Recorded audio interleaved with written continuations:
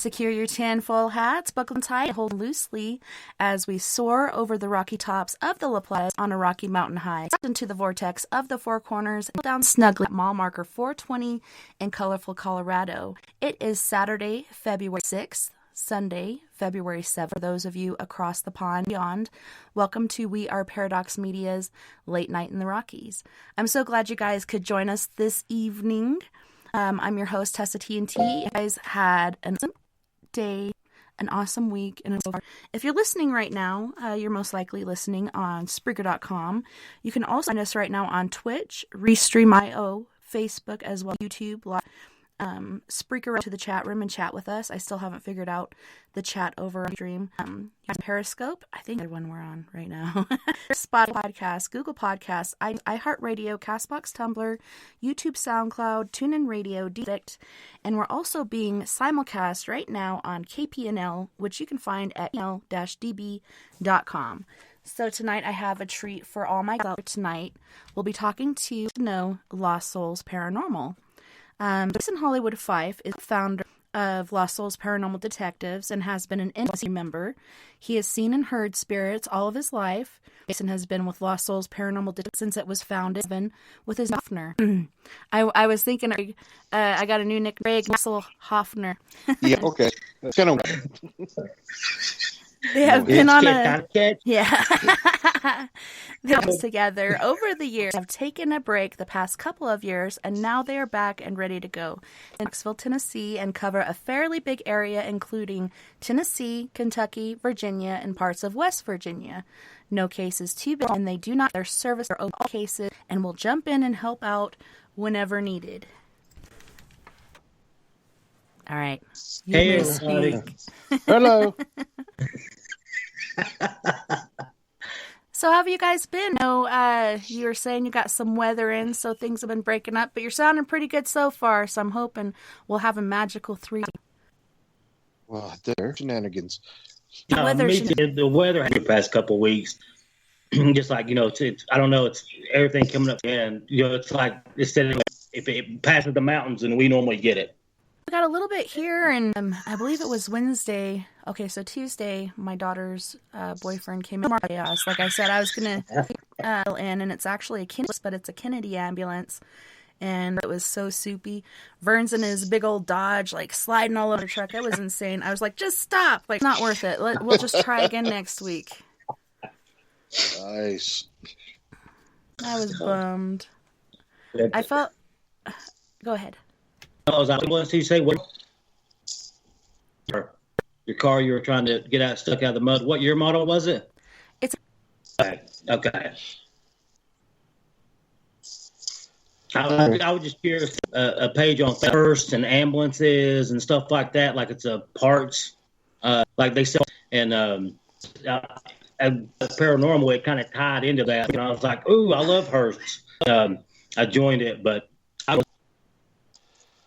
If you have any headphones like Craig, go ahead and the door send me. It'd be awesome. It's got all the switches and zuzus and wham-whams for the siren. I was talking the other day about ambulance colors or police colors or whatnot. You got something that's not blues and everything.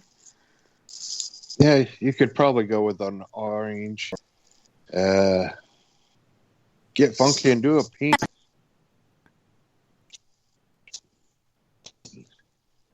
It in the Snowdown Parade, which is for everyone that gets cabin fever, so they'll throw a parade and everybody dresses in costume contests and all kinds of different competitions, even but yeah, that they're gonna do it. But that's the last time we had it out anywhere, on it and all over and whatnot. We had a lot of fun. We had one of our crew dressed up like Slimer driving the car. That would be awesome to see. Oh, that would be pretty. Can you hear me better? Yes. Okay. Yep. Well, that works. Driving, I think, 5 miles per hour through, and so you should have seen us at the end of it. It was insane. It was funny. So, what have you guys been up to? Vacation this last week? Nothing come up really. With my legs being the way it is, it's not a good time for me to try out and do that because I'm on a knee scooter trying to get around.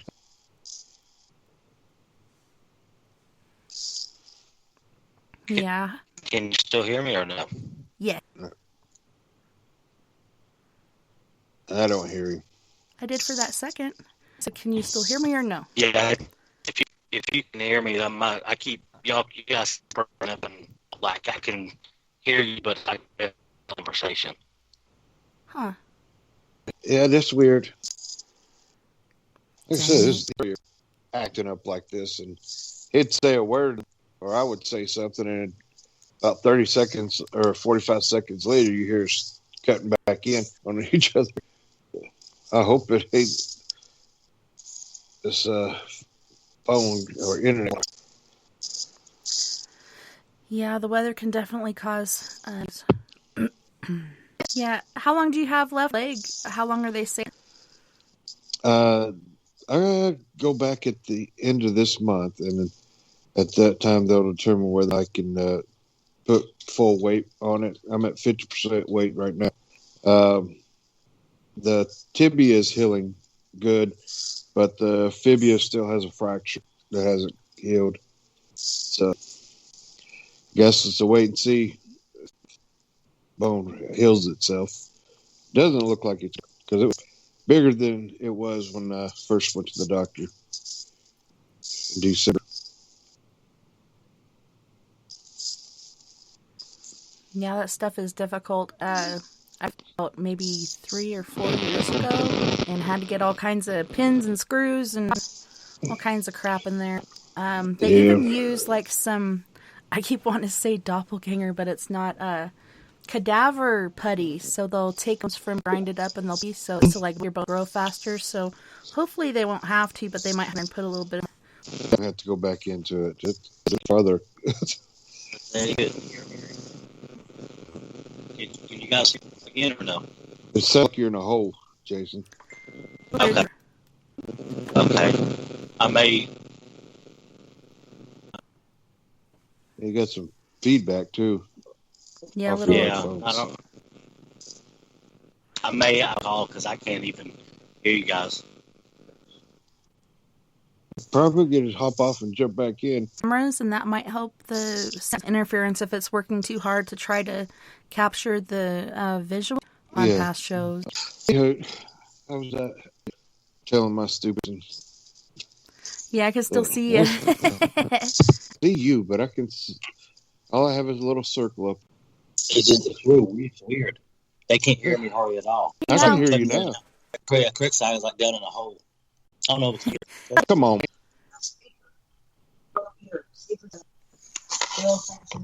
You can hear you fine on the audio side, Jay. The thing, okay. Yes. A mic, a camera, it'll put a line through it and turn. Might help a little bit. I don't know. I'm kind of grabbing it now. It might work here in about 5 minutes or so. Yeah, I can hear you much clearer now. Yeah. You know, I got 2 gamers in the house going at it, and I'm watching basketball games. Tennessee and Kentucky. You know, but do you guys watch the foosball? Foosball? You mean football? Yeah.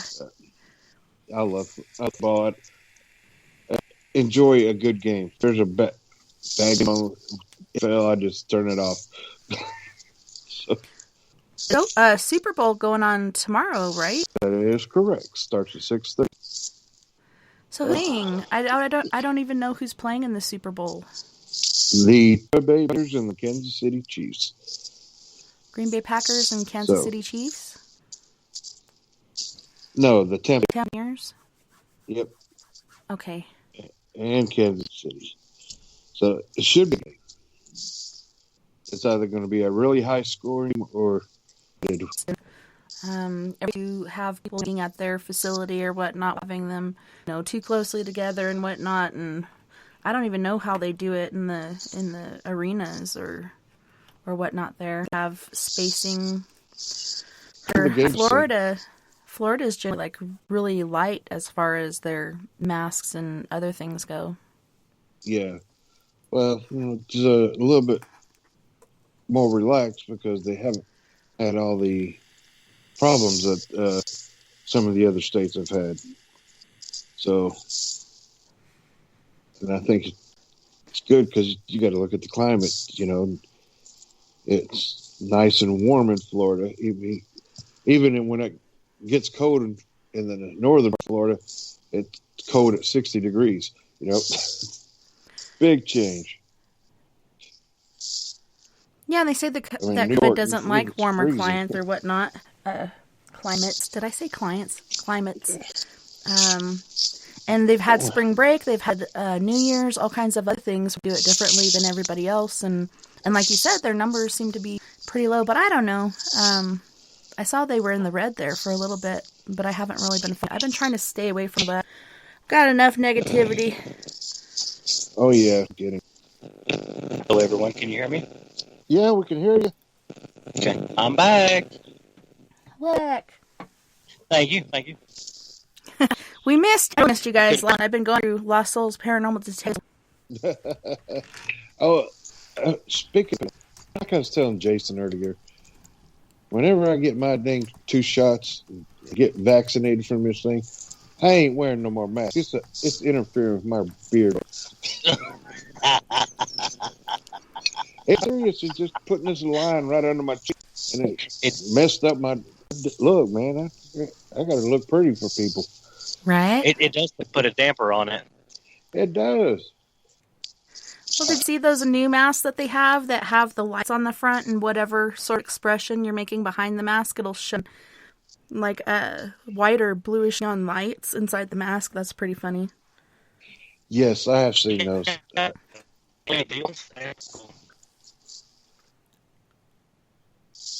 Can you say again? I said the LED masks, they are pretty cool. Yes, that is true. Oh, Are you guys still having problems hearing me? no. Nope. Okay.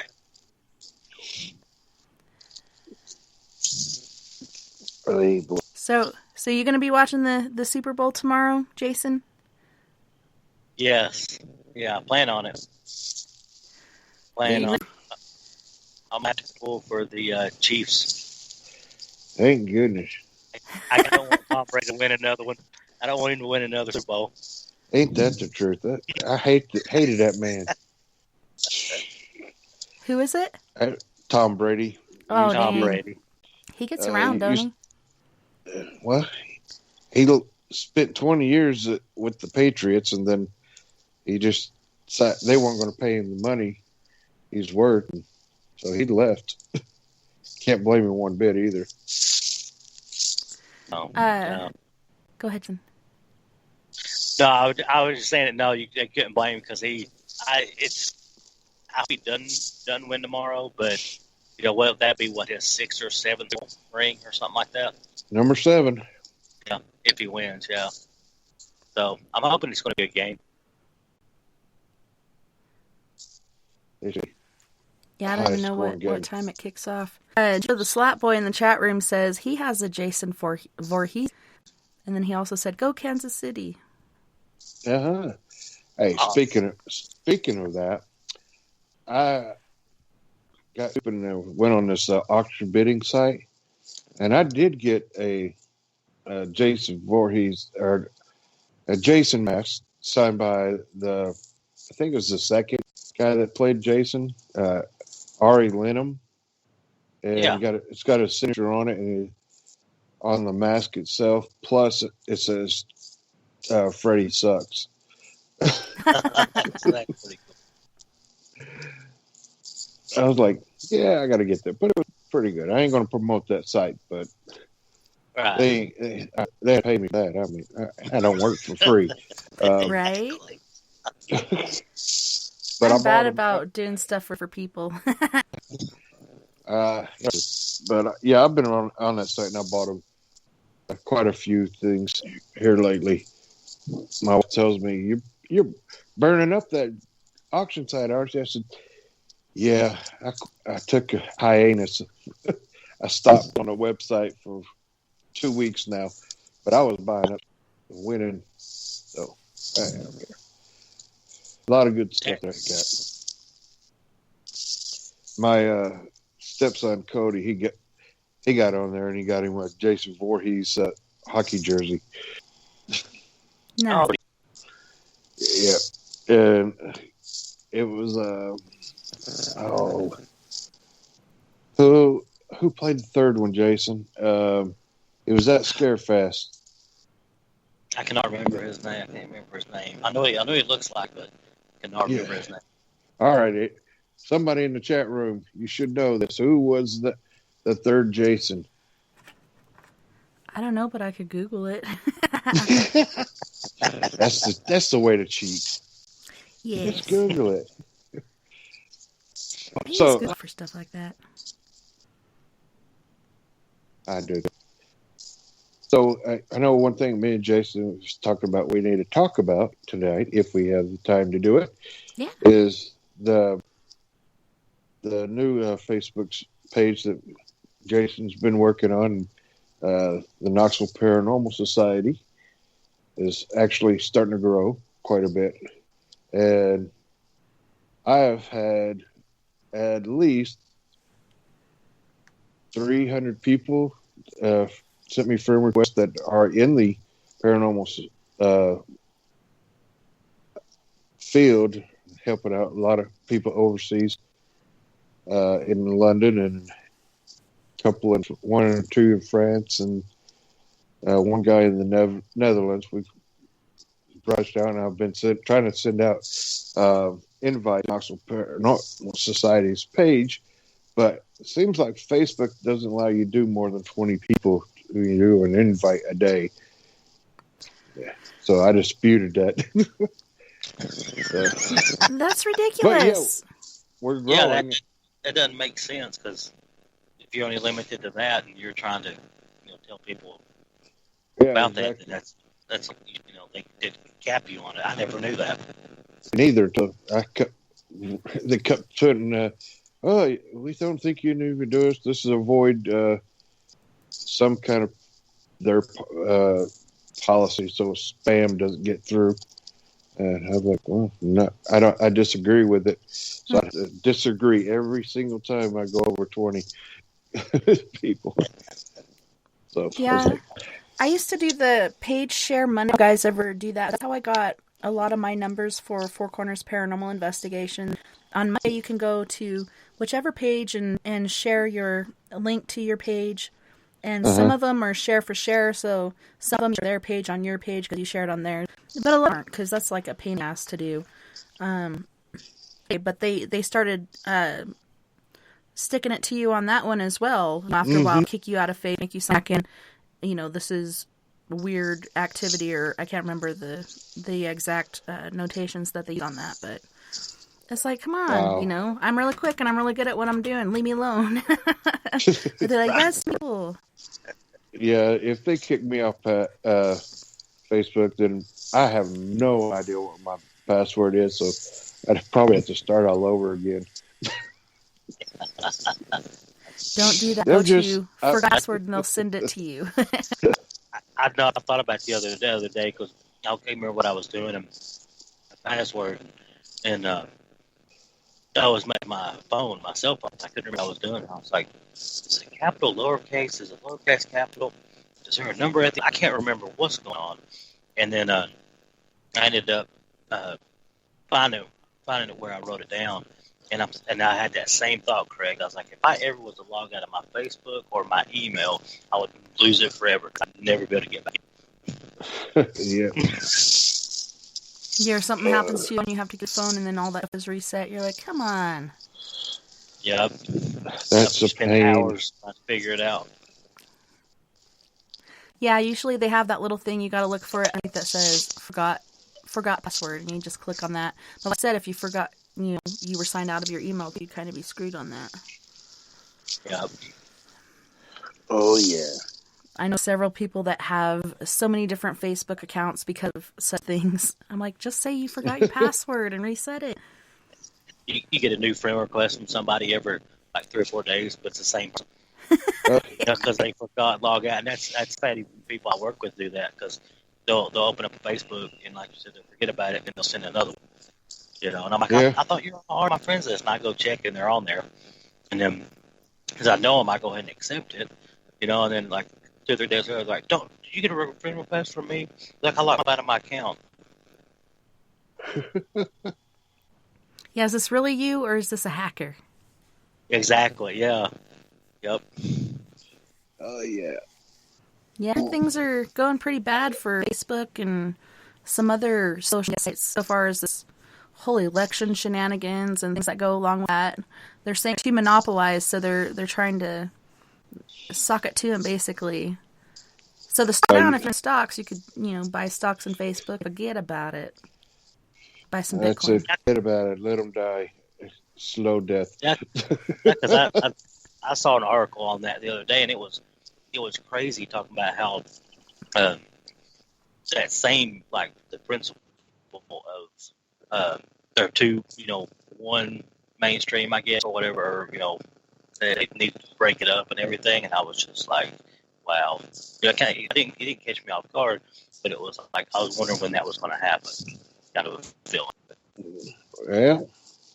They did it to AT&T when Mal Bell had monopoly of everything. Yeah. They had to break it up into small companies, and that's why Verizon and all these other companies that end up doing home phone services. But I know when I was a kid growing up here in Knoxville, we were Bell South, and Bell was north. They had a north, and then they had an east, and then a west. Yeah. So they all over the country for one company. Then they said, nope, it's a monopoly. You got to stop that. So. I don't know about those guys. AT&T, because I don't know. Like, if you get a plan where you're actually on AT&T and it's not prepaid, they will charge you on leg for every little thing.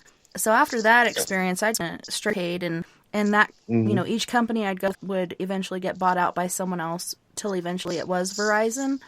But prepaid's the way to go. You get all kinds of stuff on there, and for me, it's not worth it to pay for the freaking $300 or $400 bill every month. That's insane. Yeah, $50, I'm good. Well, I have 1, 2, 3, 4, 5, 6, 7 phones or 5 phones on my account, but I'm with T-Mobile, and they have a military plan where we get 50% off, so that helps out a great bit, great amount. Been with T-Mobile for a long time. I like it. They don't have coverage a lot of times in certain spots. As I know in Jason's house, I go by the island in the kitchen. Yeah. But it works outside. The hot spot's the island in the kitchen? That's, been a lot of paranormal stuff happen, so that's where it starts. It goes from there. Yeah, don't forget that the refrigerator's there have it too. So. Oh yeah, that's right. Beer. Forgot. We sit in there and drink at the island. Yep. Oh man! Oh man! All you need some pine trees. Jojo asked, "Is the island where the liquor sits?" Yes. Yeah. Yep. It is. Has he been in your house, Jason? I don't know. Okay. So go back to Jason Voorhees. They had the child who was Ari Lehman, then Warrington, Steve Deskiwiz, Richard Brooker, Tom Morga, C.J. Graham, Kane Hodder, Ken Kerzinger, and Derek Mears. Okay. Yeah, Kane. I think Kane Hodder. He was at Scare Fest that year. So he wasn't the third one. I was thinking that he was. So he was probably the seventh or eighth. They had so many different Jasons. It's crazy. I know. They didn't want to pay extra money. So we'll put a rookie in there. Let's see. Yeah. He has no lines. Every new one, though, too. That's funny. You don't have to pay him if you don't. He doesn't have a line in any of the movies. Just stands there and kills people. I mean, I could have done that, but I'm too short. I know Kane Hodder. He's over 6. He's about 6'4", 6'5". Wow. He's a tall dude. Definitely got me beating the height. Anyways. Oh. It's Jason versus Freddy. So you guys are definitely Jason instead of Freddy. Oh, yeah. Yeah. It's kind of hard not to like Freddy, though, for me, in a way, because, I mean, and that's one of those, like, childhood traumas, I think that everybody's in the 80s. Seeing, even if it's not Nightmare on Elm Street or the first Friday the 13th, but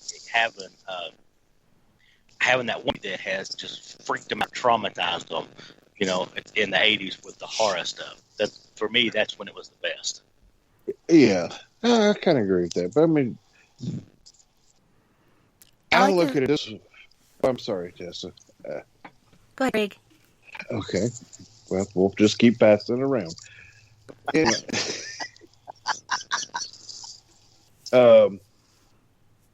I lost my train of thought. Jason and Freddy. Jason and Freddy. Okay. Well, when Robert Englund decided he didn't want to do any more Freddys, that kind of killed it for me there because, his look, what made that makeup and everything stand and be very familiarized for any iconic picture. They put that other dude in there, and he didn't look like Freddy, didn't talk like Freddy. No, and that's kind of one of my biggest things with the horror movies and stuff too. Is it's like first and second version of them are normally always best. I mean, for me, in my opinion, but like. You have like the first Halloween, which is probably one of the top movies. Then you have the Friday the 13th, and then the Nightmare on Elm Street. But there was so many great 80s horror movies that it's hard for me to pick like my favorites.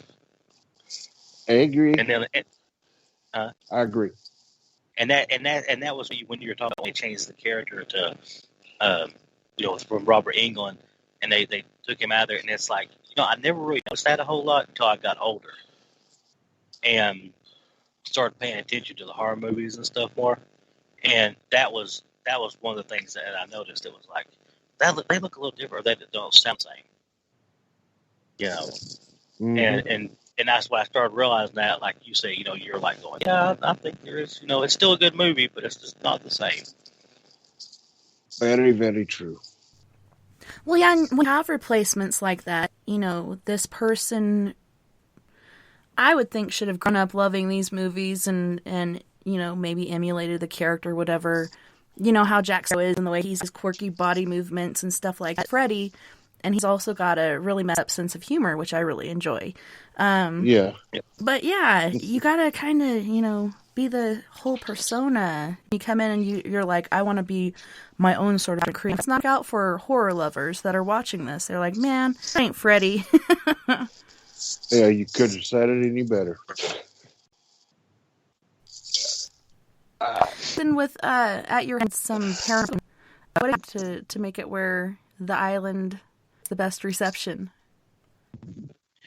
Well, it's kind of weird because it's like the way the house and stuff is set up, and especially the way the land, it's really strange because I live like in a subdivision, and I said a little bit about history and stuff before, actually in like a valley. So I have like mountains, or not really mountains, but hill house. And my house is when you turn off the main road, and you kind of go down a little bit in and out. So, like I get more energy, more level. Can you hear me? Yes. Oh, Okay, sorry. And sorry, I was like, okay. And I have my phone cut back out. But I've noticed that like it started with like phone reception, like Craig was saying. I have to physically go outside or stand by my island in my kitchen. If I go anywhere else to the house, I cut out or I lose signal or anything like that. And years ago, so I've been right at 20 years, I think. It's really over the years I've really noticed it more and more. Like any it's like there's such electricity, and that's why when Craig's talking about the island, that seems to be where a lot of the activity. And you can be sitting or just standing at the island in the other room, and it's like just people like, and then they and sometimes enough, I can catch the glass on the microwave, or I have it of the cabinet. You can see it, most of the activity happens. Yes, it does. So did this start at a certain time, or is that just like when you moved into this house it already had activity, or? I think it already had some activity because of the land itself. When I first moved up here, I was into the paranormal, and we were doing stuff with the paranormal, but it was never like as it is now, I guess I should say. We were new to it, doing stuff, and to talk about ideas, what we're going to do, and equipment and all kinds of that stuff that goes with it. But I never really realized it a lot from when I moved in here to when we actually started, got together, started doing it, and then it just kind of progressed from there. If that makes any sense at all. Because from the history of the land and the paranormal investigations that we do, I think it's like a huge culmination of it. It's a nice little paranormal cocktail going on. That's how it is. Yeah, it gets crazy. Not necessarily crazy because Craig's the same way. He's used to it for so long, even at my house. Just weird stuff happening. Like, you might put a glass down, and then it may not move at all. It may be fine. You could leave it there for 2 days and it not move. And then you could come back the next day or, get up in the middle of the night to get something to drink and, not necessarily the glass you're using, but a glass, the one that you had sitting there waiting to see if anything happened, it wouldn't be there. It'd be in another room. And I'm like going, I know I don't sleepwalk, and stuff like that, but you're like, how did that happen? Mm-hmm. But that's just one of the small things that's happened here. I know Craig's had experiences here too, but it's just weird that being a paranormal investigator and you have stuff happen in your house all the time that I guess you're kind of used to it, but you never really get used to it. I guess you could say, if that makes sense. It's kind of weird at times. Yeah. Jason, I don't know if you remember back many moons ago that we started taking pictures in your house, and remember the caught 2 red eyes? Yes. In your dining room area? Yep. If you still have that picture anywhere, because I've had to change phones so many dang times here. I've lost that one. That's one that we need to put up and get other people's opinions on it, because that was kind of strange, because we both started feeling like there was something in the house, and then I just took my phone and started taking pictures, and then we caught those red eyes just over the banister there in the dining room. Yep. I remember that, clear as day. Yep. So it's something that was somewhat small, or do you think it was crouching down? Could you see anything else besides the eyes? Well, No, no, it was because if I can remember right, because we even like turn the lights on, turn the lights off. No, we did everything to like try to debunk it, and I mean, we couldn't. So it was there, like something was there. yeah, I'll paint a little picture for you. By his front door, he goes and come in the house. He goes to the living room. You walk into the living room on a small knee wall, probably about 3.5, 4 foot tall, and whatever these were standing behind that knee wall, and probably back a ways to the other side of the dining room, where they had another little knee wall that's set up there. But you could see the eyes, and it was in between the two knee walls.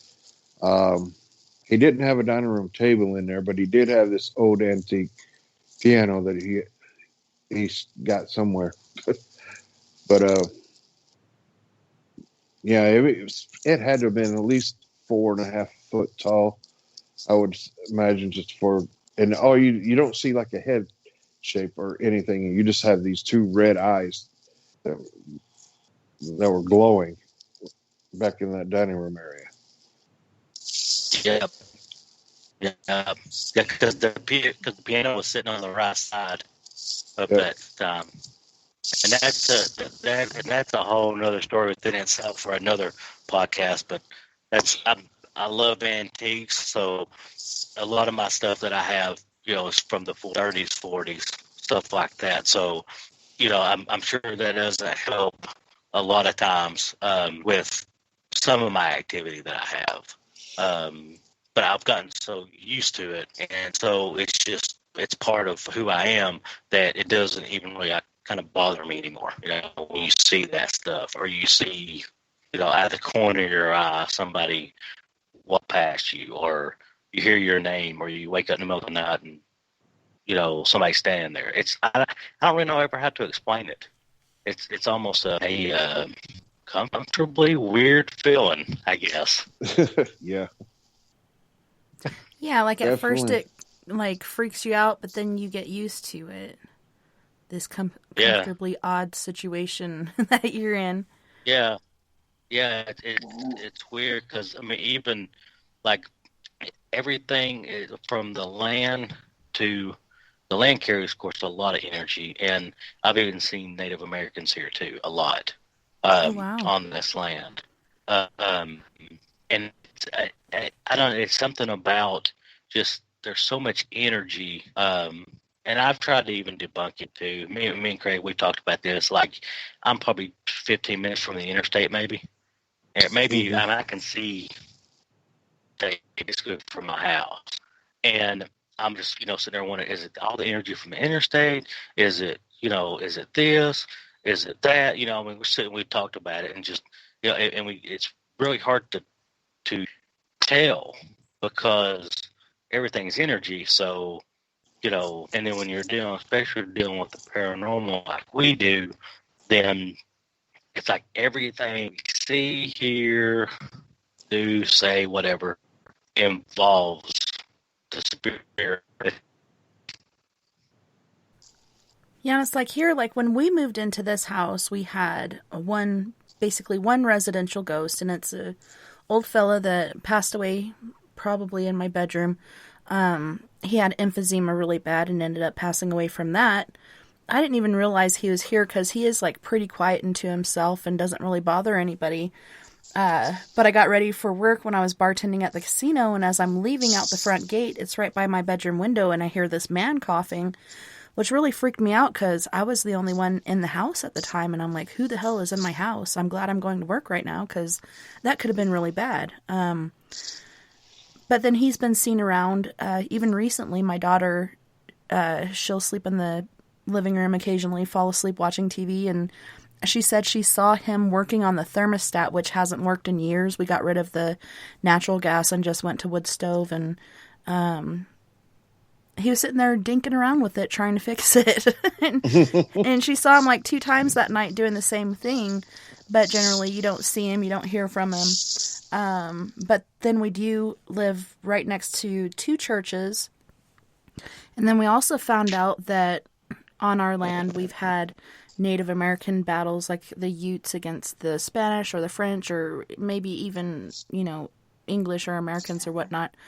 I have to go find out at the museum. My neighbor told me about it, but she's like, you do know that this property is battlegrounds, right? And I was like, no, I had no idea, but now that makes a lot of sense. And I'm thinking also because we're gifted, I'm gifted, my kids are gifted, and my husband is somewhat gifted. It's kind of like a beacon. So things will travel through.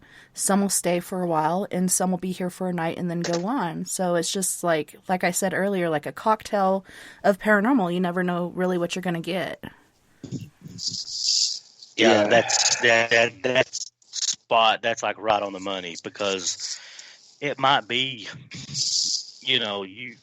you're going about your daily routine, and it's like, man, the thermostat set on 72 or 70 or whatever, and it's all of a sudden it gets freezing, and you're like, okay, I haven't changed anything, and then 5 minutes later you're burning up, and you're going, well, no, I think everything's still cool, and then it'll, nothing will happen for 30 minutes or an hour, and then all of a sudden you start freezing again. It's just a weird. It's really hard to explain. It's the weirdest thing ever, and especially somebody that has gifts or been in the paranormal world, communities and stuff like that. It's like they feel. And especially at like people's houses. Oh, okay.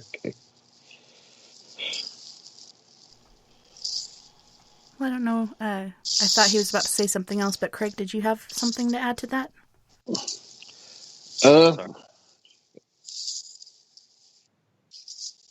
Yeah, I was going to mention something, but I'm sitting here just got the TV on mute. Tennessee just tied Kentucky. I almost yelled out like an idiot. Yeah. Oh, but anyway.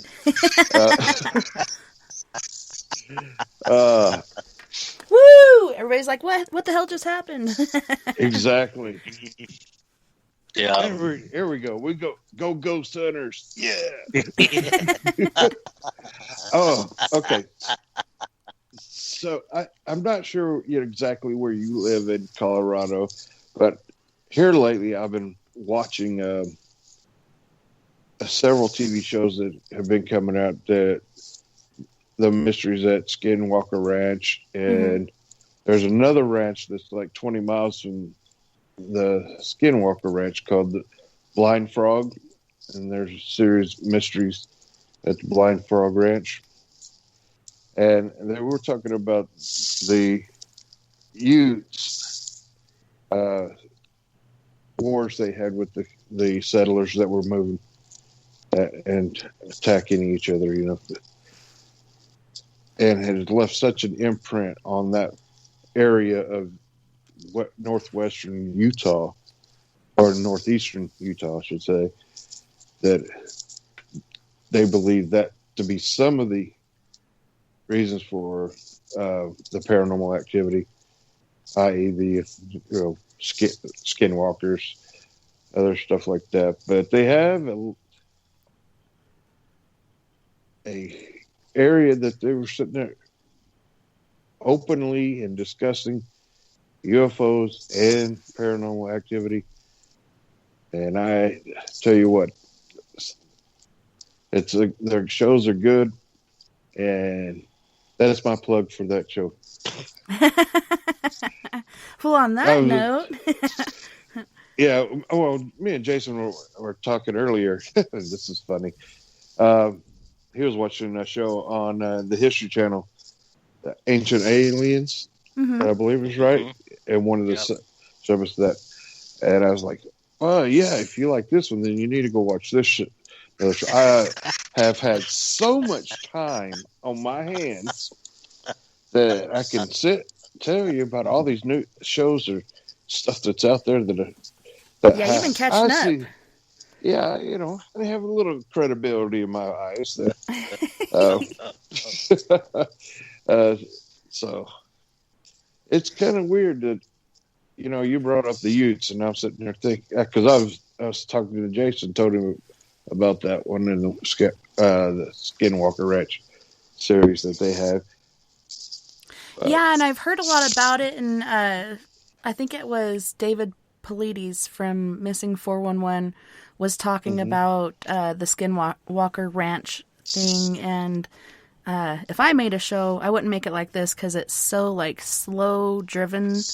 But then eventually they do have some good stuff pop up on there, but it's like they drag and drag and drag, and he's like, man, if this was my show, like, I wouldn't do it like this. But they're trying to get as much time out of it, I think, as they can. But it made me think, like, if this place is really active, Skinwalker Ranch is named that for a certain reason, there's got to be other places in this valley or desert or area that are active as well, because it's not just this plot, because these lines weren't drawn before. It's got to be expansive. Yeah, I agree with you there. It's kind of strange, but you mentioned, how these shows like this that carry on and they drag out through the thing. But we all know, and watching the ghost shows on TV, and they're not reality. Because, you can have 10 or 15 minutes of good hard evidence and stuff that you're collecting, and then the other 8 hours you get nothing. It ain't like the paranormal activity is like immediately or something when you go on investigations, because you can sit there for hours and not catch anything. And then all of a sudden it gets hot and you get excited and it just shuts down on you. Yeah. Right. Yeah. And that's on that same thing as, if anybody out there is listening, to the show, and, you're curious about the paranormal or wanting to get into the paranormal, feel free to hit me and Craig up anytime, because this is a field that it's very, it's crazy sometimes, and it's definitely not like you see on TV. It's not everything packed in that 1 hour. The investigation, there's a lot to it. There's a lot behind the scenes and stuff that they never show you or anything like that. But, if anybody there listening or anybody listening, that is a paranormal investigator, that has questions or anything like that, we pretty much for free all the time. So we'd be more than happy to, help out in any way we can. But like, Craig was talking about the shows and stuff. That's a huge, I guess that's kind of a topic, by itself. Indeed. But yeah, I saw a poll on UTwitFace, which is actually Facebook or Book of the Face, where they're asking how much time would you spend on an investigation? And I'm like, as much time as it takes. Sometimes it takes hours, sometimes it takes days, sometimes it takes weeks for this ghost or whatever it is to warm up to you and come out and not be hiding or whatnot. Sometimes it takes a while, and people that are just out there for the thrills and frills of it, maybe like an hour and a half, 2 hours. No, it takes a lot more time than that, even to just set all your stuff up. Like, give me a break. I don't ever want to leave. I'm always having to be dragged away by someone because there's still more out there. There's still information coming in. We're getting so much stuff. I don't want to leave yet. But it can be hard. And then when it comes to your own house, like, I'm so different as far as that because I do have kids and family I have to think about. So I treat it so much differently than I do other investigations where I'll go out and, do things to cleanse it and so on and so forth and investigate it. Here I'm afraid to because I don't want to kick things up, and, everything's pretty peaceful at this point. Nothing really bad is here at this point. So I'll just let it be. I'll talk to it occasionally or whatnot, but I don't break out the equipment and go full-fledged like I would somewhere else. And it makes me feel kind of guilty or bad. But, like, do you guys feel the same way about your house? Yes, I do. Yeah, I would never have another team come to my house, or I would never ask Craig, to come to my house. to set up any equipment or do anything like that, because that's kind of like the whole this is our sanctuary or whatever. Mm-hmm. But there goes the thing of it being an investigator or being in the paranormal world. That's kind of a double-edged sword a lot too, because when we're out doing investigations or cases or helping people or whatever, then it's kind of hard to just do with the spirit world, because if you go to work, when you come home, you can shut all that down. Dealing with the spirits and stuff, you never truly really know. Like you can cleanse, you can do everything you need to do, and one might just say, hey, I'm coming to visit for a couple of days, and, then I'll leave after that, and you never really truly know. It is a mystery indeed. Well, on that note, you guys, we are going to go to our first musical break, where we have Griff from Toronto, Canada with Let Freedom Ring. We also have Chico with Juice, as well as Last Forever. And then Roy Washington, who is our musical host, with Subliminal. You guys don't go anywhere. We'll be right back after this musical break.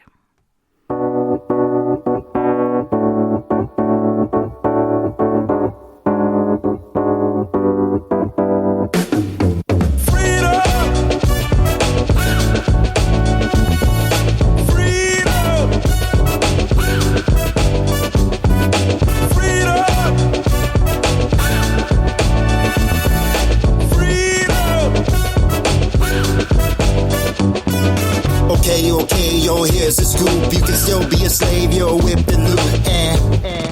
That's the truth. Got big houses, nice cars. That's real cute, but that doesn't mean nothing. You ain't free to choose. When I say free to choose, no alarm clock, don't gotta hit the snooze. The world is backwards, I'm so confused. They say freedom of speech, but when you speak your mind, they blow a fuse. Just being honest, common sense and common. It's kind of ironic. My freedom, recently bought it. Now I'm a target. If I do the wrong thing or say the wrong thing, come on, man. Let freedom ring. Yeah.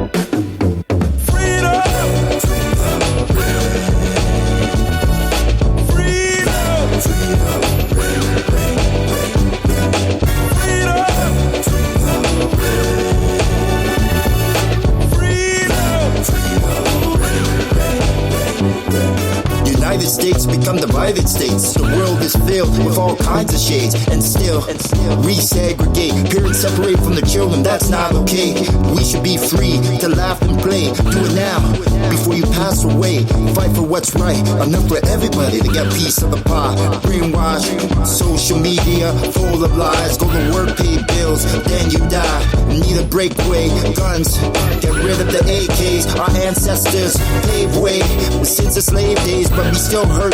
Carry that burden. Stop playing victim. Beat the system. Love is love. It should be shown. Can't grow unless you leave your comfort zone. This I know. I learned all this from the mentorship. Kids don't know what independent is. Take advantage what your parents did. Go against the grid. You have to. Like going to the bathroom. Learn the right songs. Cause of Matthew. Liberty like statue. They call now the present. Cause it's a gift. It should be cherished. Last name fearless. Not Harris. All thanks to my parents' parents.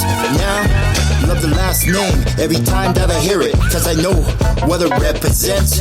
Climb the fence. So now I got freedom. Such a beautiful thing. Freedom. Such a wonderful thing. Freedom. Such a beautiful thing. Freedom. Such a wonderful thing.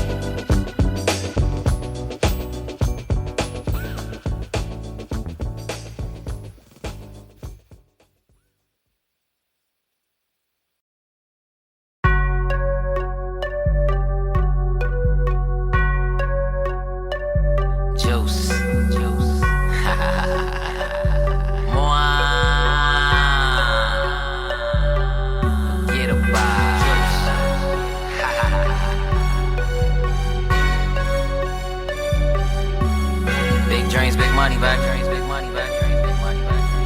Ate up. I think I got juice. I think I'm that hitter. They say I'm the man. I say, how do you figure? I think I'm the I think I'm that hitter. They say I'm the man. I say, how do you figure? Don't let drip, don't let drip, don't let drip. Don't let drip, don't let drip, don't let drip.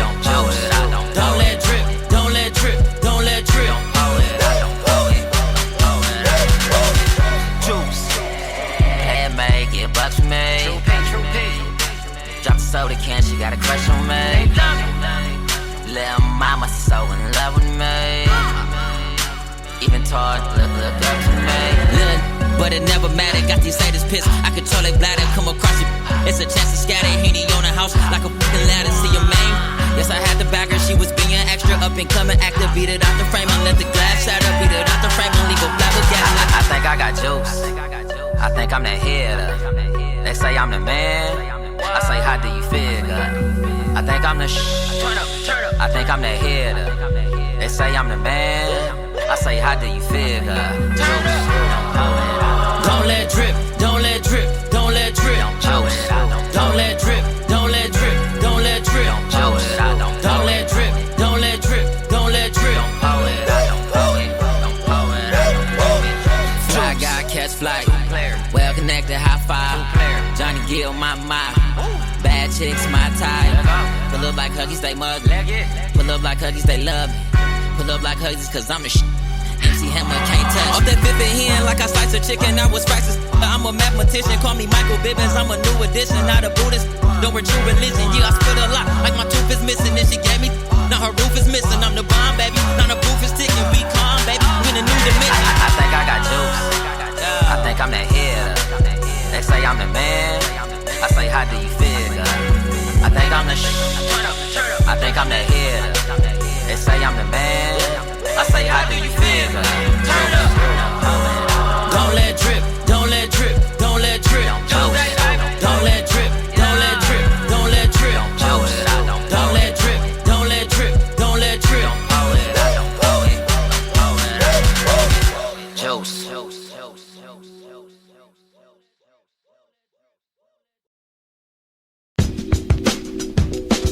Yeah. Come on.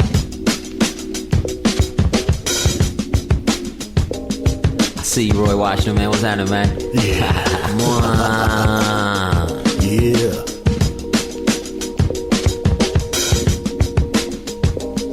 They never say it in words, but in deeds wars declared.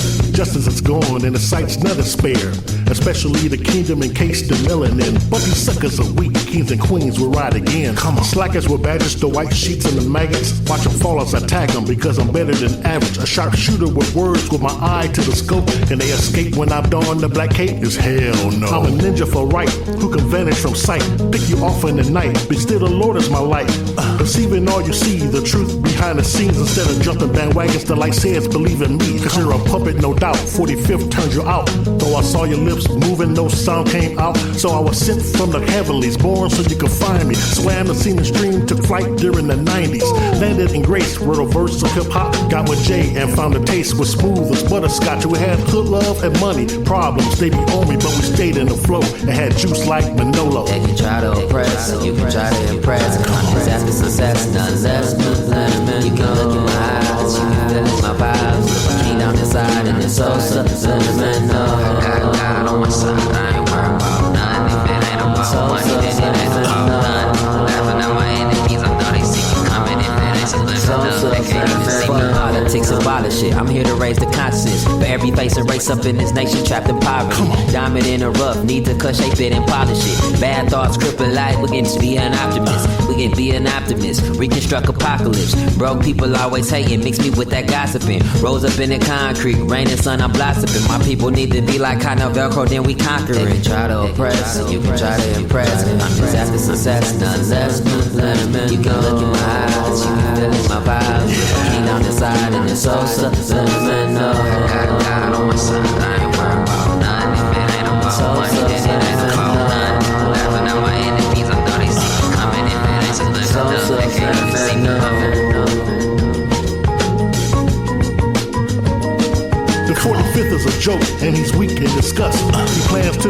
but there's no stopping us. If we have to fight, go toe to toe for our lives, we prevail and got sight, cause only light I recite. I blow my lyrics like a shotgun, camouflaged inside the tracks. Now watch the suckers run. Not moving fast enough, hands up, now here I come. I designed 50 ways to make this murder fun. I spit the lyrical rain that coat the concrete, that give life and take form. Arise and walk the street. Am I the greatest to spit? Feel the spray and we'll see. Let it dry, all the lies and the truth will point to me. Even when surrounded by a million MCs, I'm the one under the sun who's the greatest of these. I got the Holy Ghost juking and tapping while I'm rapping. Sticking and moving like Roy Jones, I'll make it happen. Even animals move when the novelist is rocking. My doggy started barking, his ears just a flopping. Subliminally, I penetrate camps like an enemy. Flicking the lights, cancel sight, cause you're not seeing me. They can try to oppress, you can try to impress. I'm just after success, none less. You can look in my eyes, you can feel in my vibes. Live a king down inside. And it's so subliminal. I got God on my side, I ain't worried about none. If it ain't about money, then it ain't about none. Laughing at my enemies, I know they see me coming. If it ain't subliminal, they can't even see me coming.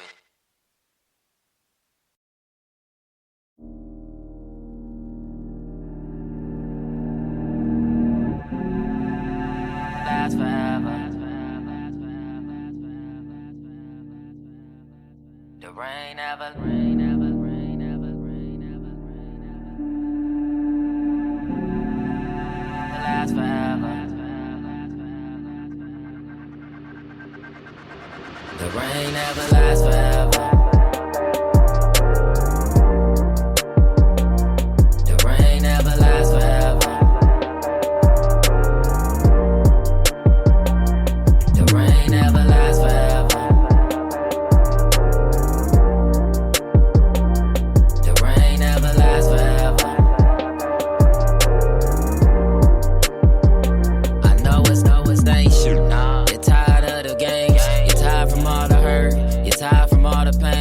Trust in all these lames, but that wasn't your aim. Hide they true colors, down the line them change. They words don't meet they actions. Loyalty what they lacking. Tell them to stop the slacking. Mama, you know nobody's practice. The rain never lasts forever.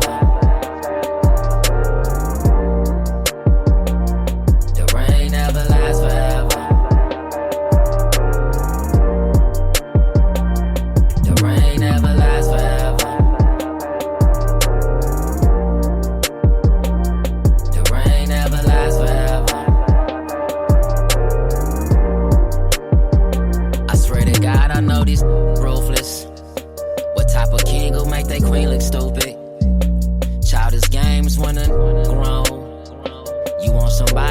Call your own.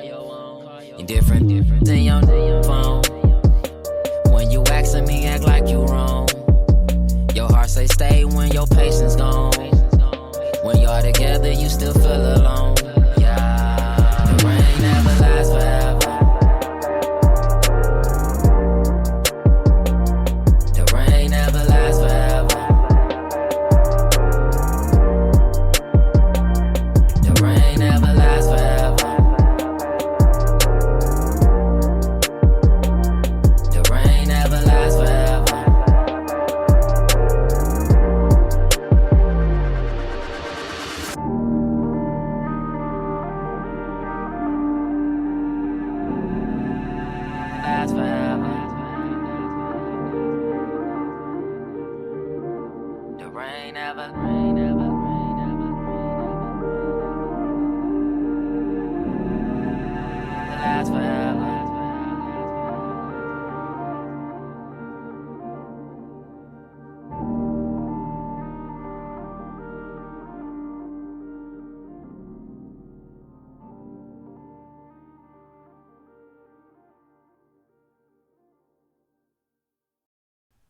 Welcome back, and thanks so much for joining us tonight on We Are Paradox Media's Late Night in the Rockies. Tonight we're joined by Lost Souls Paranormal Detectives, Mr. Jason Hollywood Fife, and Craig No Hassle Hoffner.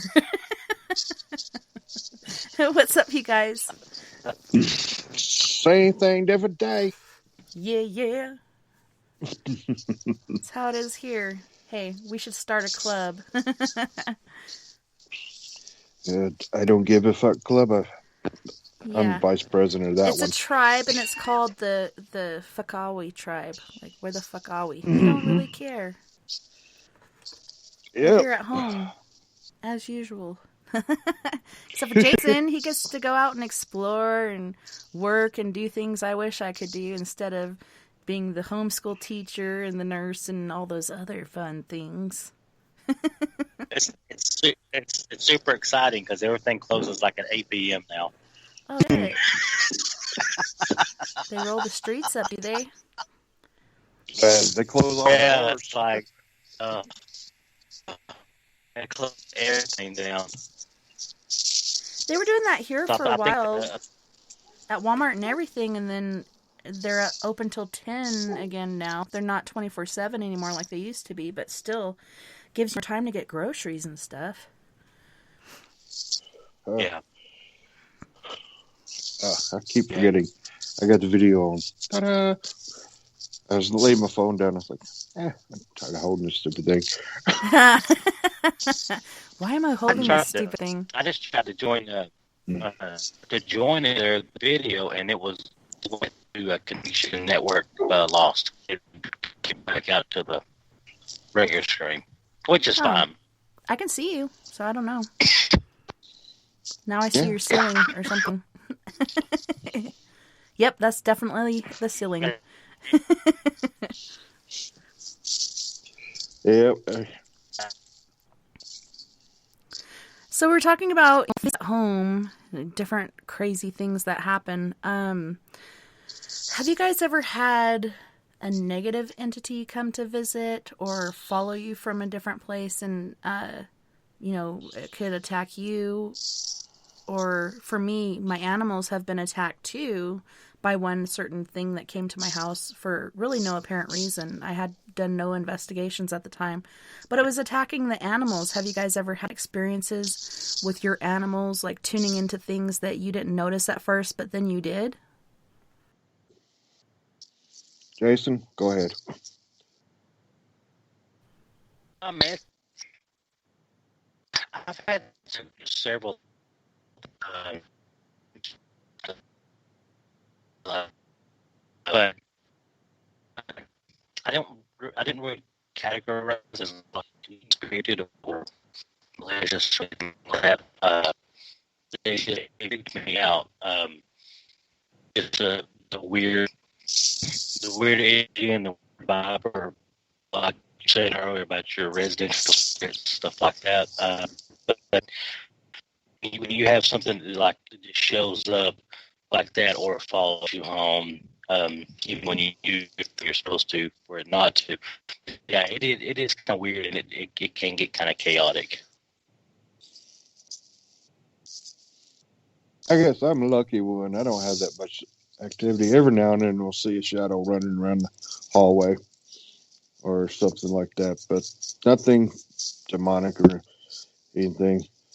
Did have some kind of an attachment a long time ago, back when we first went to the Greenback Castle in Greenback, Tennessee. Yeah, that was one of for me. That's probably one of our most notorious cases I think we've ever been on. That I can say, because anything that can happen on an investigation did happen, and it's still, and even to this day, I won't go back. As you know, I've done my. The only reason I go back is and then then we decide to do investigation. But it was insanely crazy, to say the least. Mm-hmm. Very true. Yeah, the one I had pop in here, like I said, I hadn't done any investigations around that time, and all of a sudden this entity showed up, and I think it got pissed off because the animals could see it and were paying attention to it and following it around and stuff, and so then it started to attack the animals, and First it started with our Mastiff Pit mix, and he's probably about 150 or 175 right now because he got fixed, and of course he gained weight after that, supposedly. But he was lifted up to the ceiling and then dropped. And then I think that very same night, I didn't see it, but the littles saw it, so my two youngest saw it. And then Gilly, she at this point was like 18 or 19 years old. And so she's creaking around the house, and all of a sudden she's in this lower shelf of a shelf that I put clothes on. She's shoved in there. There's no way that she could actually get in there on her own, or would she? Something shoved her in there. And then I think it was 2 or so days later, this thing shoved her head in the toilet, which she never got in the toilet. It shoved her in there. My daughter came in and found her with her head and front paws in the toilet, and she's trying to pull her out. And she said it was as if something was pushing her in, like no matter how hard she tried to pull, she could not get my dog out of the toilet. And so she's yelling for someone. And with me being in the military, like somebody creeping into my room, or even a light switch or whatever, any sort of noise I'll wake up to. But for some reason, I did not hear any of this chaos going on. I was just sleeping pleasantly through it because I don't think it wanted me to hear.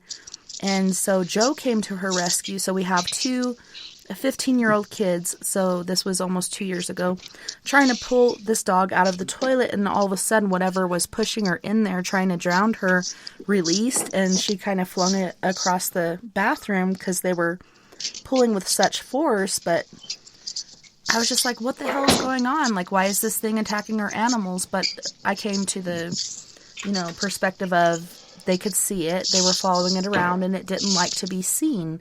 It was upset that, it was being seen, and so it started to attack them. I'm just grateful it wasn't my kids, But the animals, they're helpless. Especially her. Like, she was so old. But it was just crazy. And the same one would at night be in the hallway, and you'd see the shadow in front of your door where the cracks are, where the light generally comes through. You'd see him, and he looked like very tall, like a very large entity. And he'd punch at the walls in the hall, and you'd hear these bangs and stuff. He eventually left. Like, I think after a week he left. But yeah, during that time it was just insane. Oh, cool. That's crazy. It's hard to believe the animals can pick up on stuff as a whole lot faster than we can. Yeah. It's crazy because they have such better senses than we do, and of course built-in night vision. So it's insane that they see and hear so much that we miss. And then, because I've always heard, even growing up, was the same, the saying of like, if the dog's looking up in the air, or the dog's looking off, they hear something or see something that we don't. And I know mine does this all the time. Like, and I've even done it too, where like if I'm cooking something, I know he smells it, and even if I'm not, I'll check the times and stuff or see what I'm doing. And you can just see him like just turn and look and stare. And I'm like going, either I see it sometimes or I don't. But he sees like everything all the time. It's crazy, like you're saying. Yeah, I think it's their field of vision, and supposedly they only see certain colors. I'm like, how do you even know this? Right. But I think they can see a lot more than we can. Like, they have better night vision and a different, variation. I think there's a couple more fields in there, as well as, like you said, like a sixth sense for animals. There was this one time in our house, I had a roommate. He's doing a lot better now than he was back then. He spent like 2 years in rehab and just finally got out recently. I'm so excited for him. I hope he does good. But he said, "Did you see that?" And I saw it like, I think it's Skywatcher. He has a question for you guys, but he's like, "Why do you see this out of your peripheral?" I saw something sparkle out of my peripheral, but I just assumed it was a Christmas tree because we had just put it up. And my roommate Brian's like, "Hey, did you see that?" And I was like, I saw something, but I don't know what it was. And he said there was, you know, when somebody has a sparkler and they're moving it around and you don't really see the sparkle, but you see the bright, you know, line that is left behind. He said it was kind of like that on the ceiling, but it was like a silver color. And it's funny because right before he had mentioned something, my cat at the time that we had came and went right between my legs and is looking up and all around at whatever this thing is. We didn't have anything bad happen, but it was interesting, like this different energy and activity that was going on. What causes it? I just think different entities have energies and different ways of showing themselves. But going to our question, Skywatcher was wondering, why are most shadow entities seen from peripheral vision rather than straight on? I think a lot of that has to do with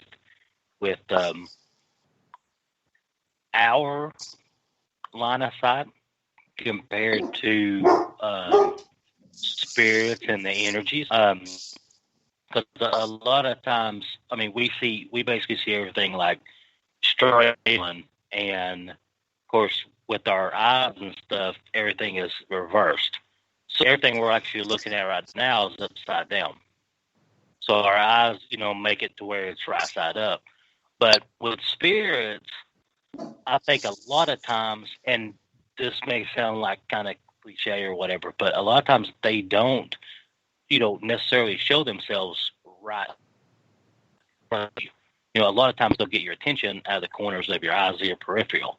And you know, like you'll be doing something, and if you have mirrors in your house, that is one really good way, or any kind of a reflective surface, glass or anything, that is one really good way to actually see them without seeing them through your peripheral.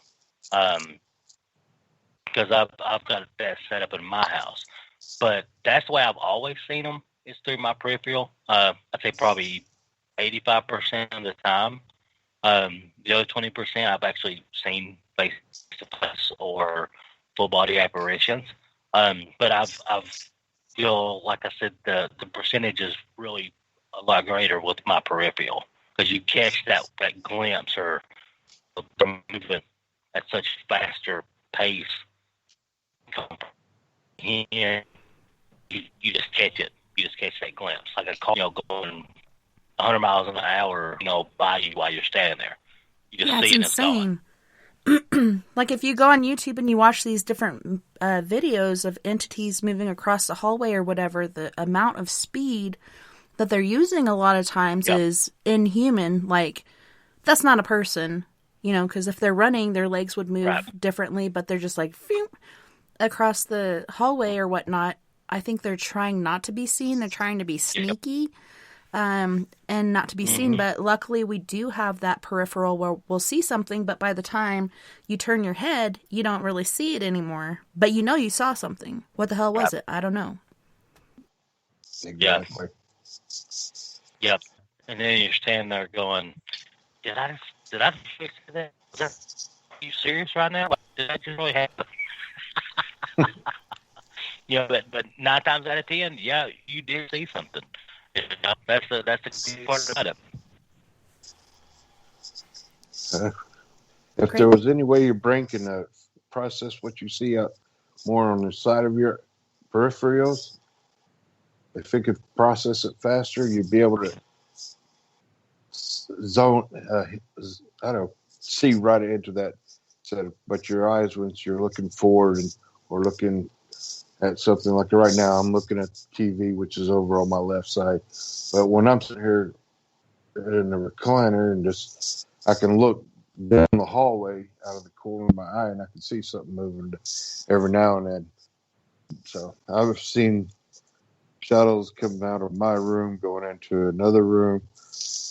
Seen a little girl shadow that likes to poke her head around the corner in the hallway.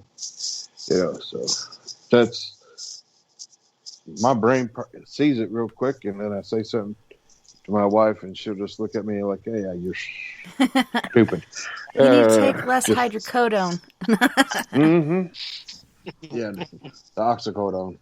You're like, man, that's not it. I seriously just saw something. Yeah. Well, when we first moved in here, we went into my room. Now it used to be my stepdaughter's, and we were helping put up stuff in her room, getting all the stuff put away, and we could hear somebody talking in the closet. So it's like you could almost hear a full conversation at a whisper level. We went into the other room, see if somebody was in the room next door to it, and of course there was nobody there except for me and her. Kids were at school, so it's like, yeah, we just leave this part out so Ashley doesn't know. She's got people in her closet talking.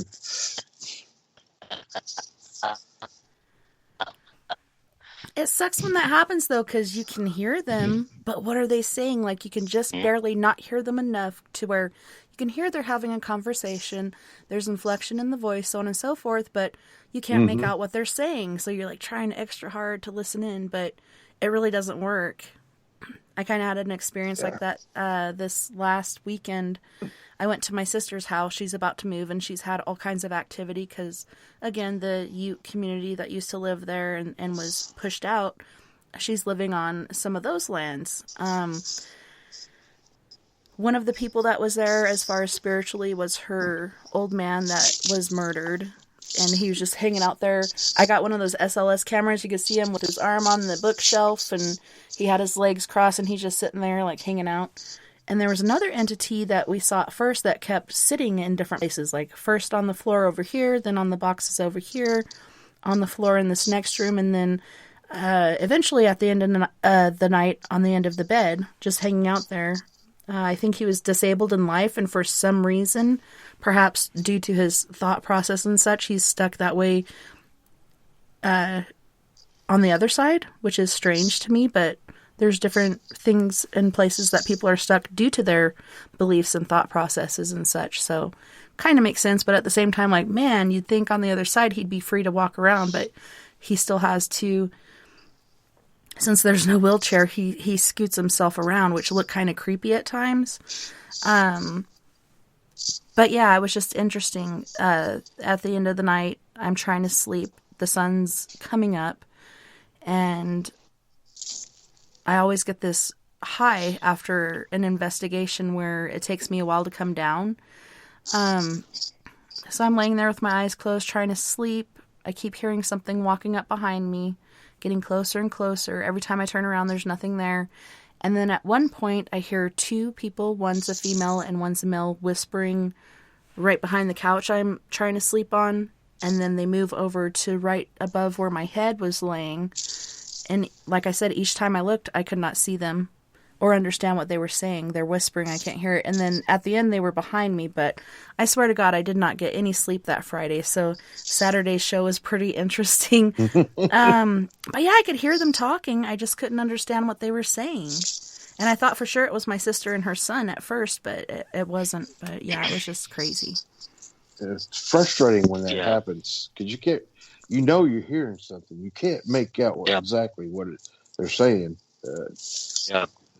And then you go back and you say, dang, why didn't I have a recorder with me? I know. Why didn't I leave the camera on? I didn't bring my charger. Yep. And we killed the batteries that night, so. Well, that happens. Yeah, because that's the same thing at mine. Well, I have something similar, but I hear behind I have a spare bedroom behind my bathroom, and I'm brushing teeth or getting ready for work or whatever, and you can hear people. You love them, and I'm just like, serious right now? It's like, whatever time it is, it is in the morning, afternoon, night. It doesn't matter. You can hear them. And I'm just like, really? You're hearing a conversation with that? That you two both said was like, you go in there, you open the door, there's nobody there. You open the closet, there's nobody there. And it's just, it's kind of cool in a way, but It's kind of cool, but at the same time, it's frustrating. Like, what the hell are they saying? Conversation, you know? Yeah, they're probably like, hey, he's about to leave, so Yeah. after he leaves, we can do like whatever we want. Do you have any sort of home surveillance, like in your house, in case like anything does activate it? I do.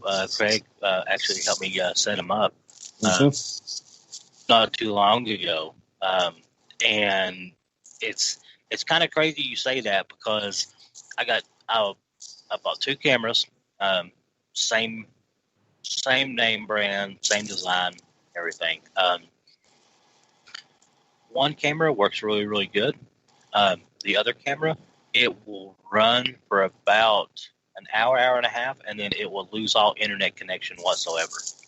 It will just completely shut down. I can go in there and reset it, and I've even I've done everything that you can possibly do to try to figure it out, debunk it. I've changed the camera location, different outlets, everything, and some days it works really good. It'll go for a whole day. Some days it's like an hour and a half. It'll stop. But the one I have in my main living room, I catch stuff on it all the time. I actually had to turn my notifications off at one point because I could turn my camera on. It would go nuts. Notification. And I would check it, and my dog would still be asleep on the couch. I would be at work. Nobody else in the house. And I'm like, okay, what's going on? And then it would stop for like an hour or 2 hours.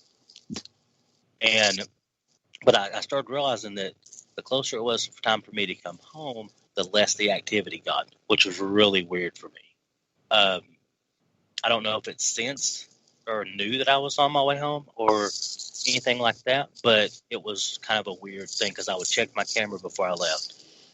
Nothing. Check the camera when I backed in the driveway. Nothing. And usually it was quiet the rest of the night when it happened like that. But the second camera, still haven't not been able to get it to work. It'll only work now for like 30 minutes, and then it loses complete internet connection altogether.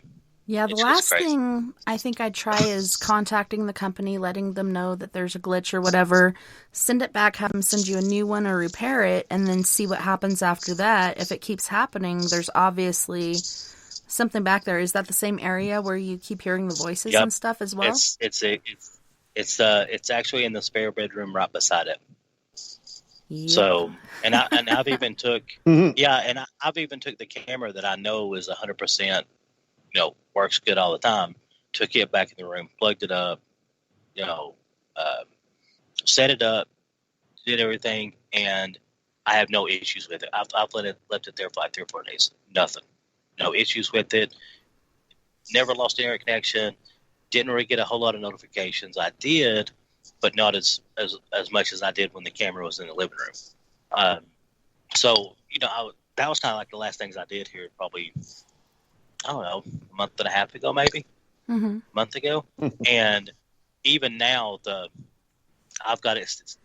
I've switched the cameras back, put the old camera back up, and I still have not hooked it back up because it's that whole principle of like, wait a minute, I'm getting all this activity, and then nothing on the other camera that actually works all the time.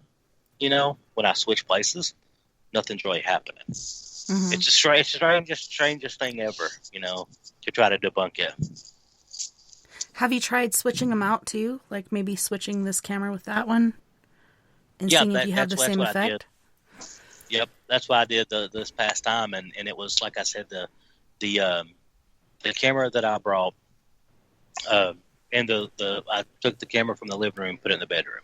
Now, the camera I had in the living room was like my 100% camera. Like, it works all the time, no issues with it. Put it in the bedroom and plugged it up, got it set up, brought the other camera in the living room, set it up, and it was completely the same thing. The camera in the bedroom was 30 minutes, 45 minutes, no internet connection. I even changed outlets, did everything I could possibly think of. But I think there's so much energy right there that it just will not. It keeps kicking it off. That's insane.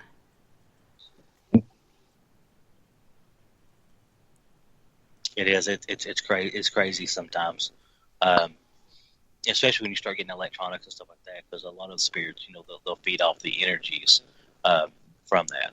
Any power they can draw, they'll draw it, and especially if they want to talk to you or send a message or anything like that, it does get crazy sometimes.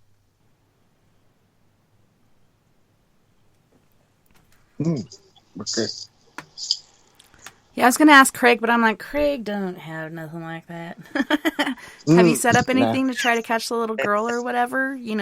Where you see your peripheral? Maybe like, I'm just gonna check out some footage here and set it down, accidentally leave it on, press record. Because they are smart, they know what you're doing. I'm not worried about what's on the inside. It's the outside that I worry about. So I got cameras on the outside of the house. So inside, no. Of course, that would probably make the girls here feel a little uncomfortable. Yeah. So what's outside? Is it just for security measures, or is there something outside?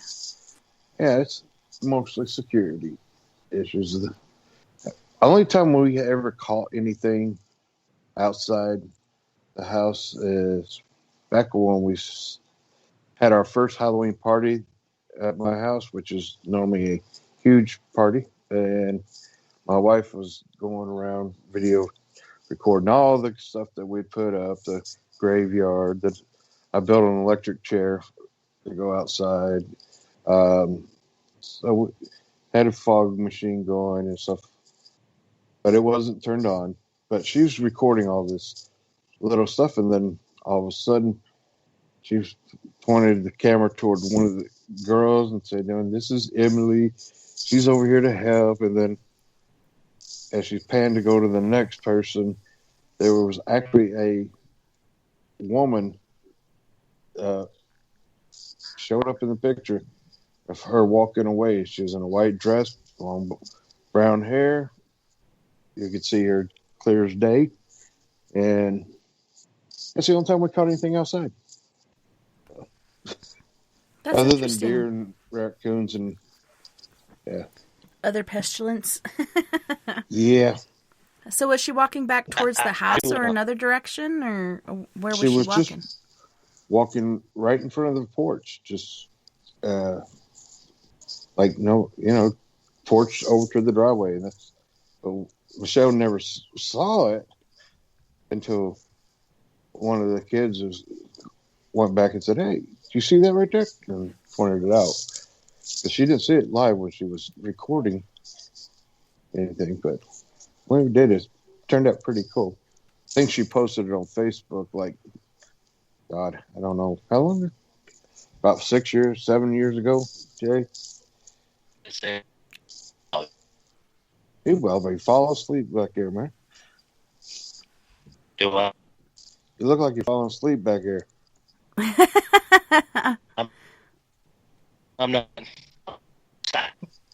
howling right now as we speak. My paranormal spot. Tuning in.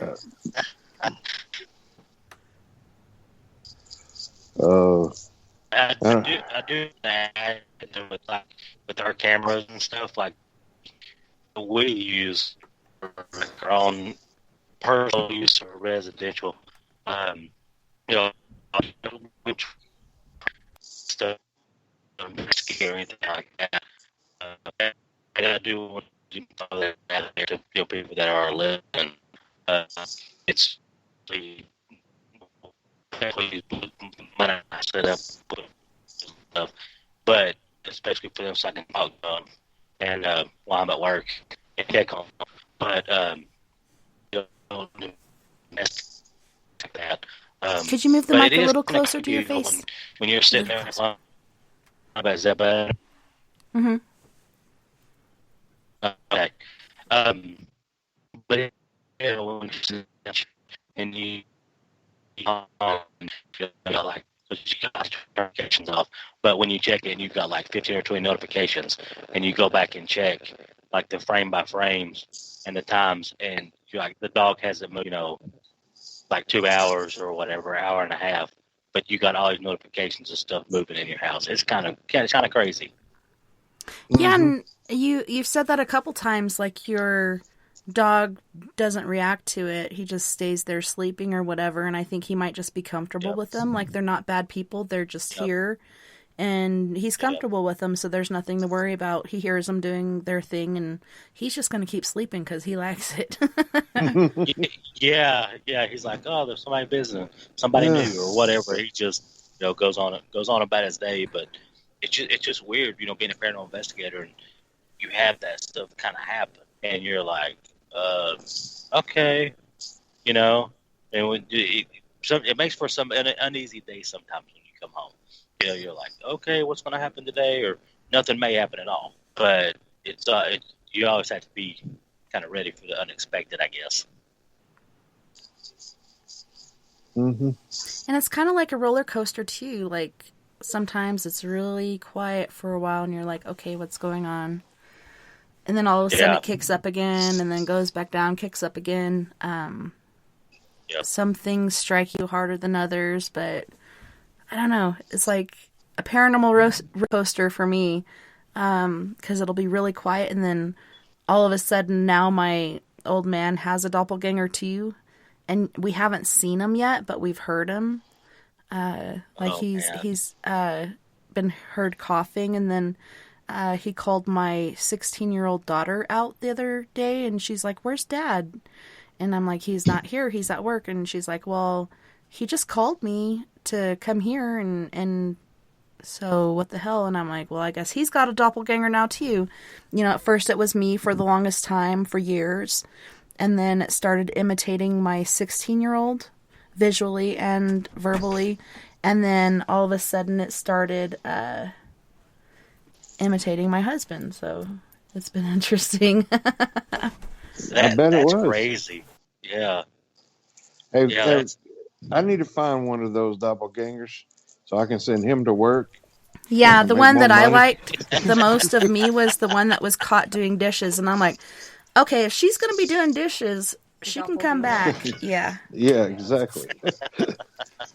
Yeah, because that's a running thing I always say. I'm like, since I moved here, it's like, well, if you're here, if you kick in on the rent, or take the trash out, that would be greatly appreciated. Even if you're just passing through, just help me out with something. That's always been my thing I've said for years. Sweep the floor or something. Get rid of those fucking cobwebs, okay? You need to pull your weight around here. Yeah, get to work. I could see that being a great thing to have. That would be nice if that's how it worked. But she was caught doing the dishes one time, so I'm like, come back, please do my dishes. Yeah, that'd be awesome. Shoot. Let me have one to clean up around here. I know my kids don't do a dang thing. I know. What's up with kids these days? I'm like, chores. Nobody does chores. I'm like, dude, I did chores all my life. Like, everybody did chores. Do you know back in the day, kids used to have to clean their parents' chamber pots out, go out and dump it and stuff? Like, you got it lucky. All I'm asking is for some laundry or, do the dishes. But you're acting like I'm asking for you to hang the moon. No, I just need a little assistance. That'd be great. No, I don't know. Yeah. It's funny. It's hilarious. But, the oldest one is sitting here right next to me on the floor. She just came in. She's like, can I listen for a minute? Even though she can't hear you guys unless she was listening to the show. But okay. That's funny. She just came back recently and really cool. Now we have 2 more dogs. Yay! Gotta love the animals. Instead of just talking back I don't know. Stuff, like, I actually understand and appreciate you. Yeah. I know. She actually told me not too long ago, Mom, you were right about everything. I'm like, see? I told you. Like, I'm not trying to fuck up your life or whatever. I'm trying to help you out. I'm trying to save you some steps. All that, yeah. Yeah. Always right. But, you have to experience life and learn things on your own. Especially even though it'd be easier just to listen to the elders. Mm-hmm. Yeah, she just said you popped out some stubborn kids. But they're smart. I think they're all ours. Yeah, they're think smart. they A know it all. little too smart. Mhm. Oh, these are good. But yeah, think since the those are- time, I think they've been talking about kids these days as well as the end of the world. So what are your guys on that? You think we're going downhill? Like we're heading towards the handbasket to hell, or what are your Yeah. feelings? Like not just what you're seeing around you, but internally. What are you feeling about our situation here in the divided states of America? Well, I think it's going in the wrong direction. I mean, as far as the politics part, you could set that aside and just think about the way they've tried to say that racism in America is systemic. You know, I've lived in all kinds of different places in this country, and probably the most racist areas are the ones up north in these democratic states that keep people down here in the South. I grew up in the projects. I know all the black guys and girls, and even dated a black girl when I was in middle school. I mean, so there was, and that was back in the 80s. I mean, come on. It's not like it was mainstream now where it's widely accepted, but now I just think I really didn't even experience any racism until I got in the Navy. And then I was called a racist by a black guy. And I was like, how the hell you figured that? Just Yeah, because I was from the South and had a little twang in my talking. Yeah, you gotta be racist if you got that twang. Yeah, I know. I was like, what the hell? And then you try to explain, like, no, I've been with a black girl. Or you Mhm. might accidentally say African American, and like, we're not African American, we're black. But I understand because I've been, the same route. Like, I love everybody equally. I don't care if you're gay, if you're bi, if you're tri, whatever the hell you are, if you're black, white, Indian. I don't care. Like, to me, it's about the personality and the individual. I could care less about anything else. What clothes you wear. Right. Who freaking cares? Yeah, and I think we have really got away from, that as a society, from that standpoint. And I've never really been a huge political person. I've always felt like I've tried to look at the bigger picture, which for me that's always kind of got me in trouble more, because I'm like, I don't really know how to say it, so I'm going to say it. But, our Constitution, was wrote for a reason. Our amendments were wrote for a reason, United States. And a lot of times, and even now, and this kind of goes along with, the paranormal stuff too, sort of, having abilities or gifts, and you go out here and you're trying to do your day-to-day functions. You're trying to, do the stuff that you want to do, go to work, go to the grocery store, stuff like that. Being empathic, it's like sensory overload every day. It's so chaotic that, you walk outside and you're like, I wonder what's going to happen today. But you can feel the energy of the earth, and it is insane right now. So chaotic. Yes, because I went with my girlfriend Tamana. We were in the Smoky Mountains, and we were out looking at the mountains and stuff. And I had never in my life, like up until that point, experienced the earth physically. We were standing out on the gravel driveway looking at the mountains, and I could feel the earth spin beneath me, like legit, like, holy crap, what's going on right now? And I looked at her and she was like, you can feel that, can't you? And I'm just going, this is insane. It was like the earth was like screaming, you could feel all the energies and the vibrations and, everything that's going on right now at this moment. And it was almost terrifying, sort of. It was the coolest feeling ever, but it was like so terrifying at the same time because it's like vertigo, but any of it. Oh my Yeah. God. Yeah. Yeah. It was so intense. Like, am I nauseous? Am I dizzy? What's happening? And I think after all these years of just doing what we do, and especially, like spirit world and paranormal and day-to-day life and this and that, it was like, I think it finally caught up with me. And then at that moment, it was so surreal because I've never experienced anything like that in my entire life, and it was just like coming through my feet, coming straight up through my body. And I could just feel it going like straight out the top of my head. The energy was so massive.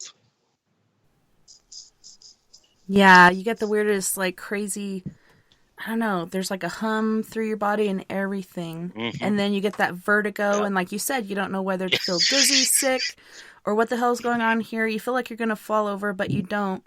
Right. Yeah. That's kind of what I went through last weekend at this certain vortex. So you guys could have been like really close to a natural vortex as well. It's pretty interesting. But I do think things have been ramped up not only on this side, but the other, not this last Halloween, but the Halloween before. That was the most spirits at one place that I'd seen all at once. There's like a Civil War troop. There's kids of different, not just ages or sexes, but I almost said species, races, and then older people, and they were just all over the place. Most of them were, good or dormant or whatnot. There was one bad one that kept messing with me that weekend, but I just feel like, they always say the veil is thinner at Halloween, but I just feel like the veil is staying open and it's getting thinner and thinner and thinner and thinner, and more things are happening.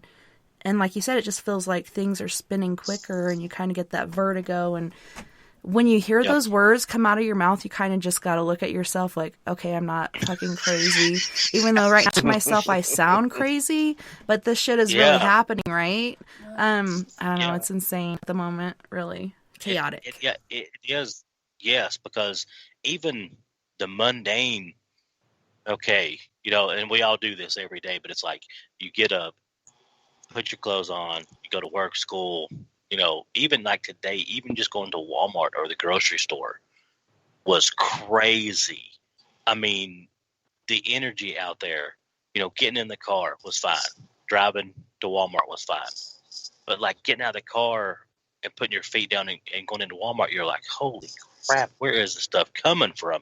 Yeah, like a legit just, okay, there's so much going on around me. I don't know what's happening, And then when you go into those places, it's almost like you have to put your wall up, to get what you need to get and make it as quick as possible, because everything's happening so fast that you're like, I just need to pay for my stuff and leave.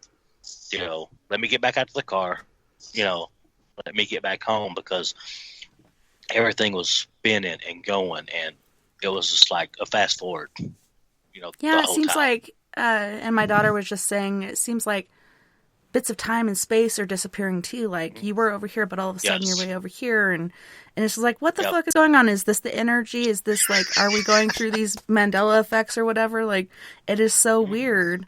Even memories and stuff, of times that should be, they're not there. Where'd the time go?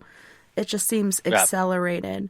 Well, you say that. I was talking to Tamana the other day, and we were talking about, because we grew up at the same time period, the 80s, 90s and stuff.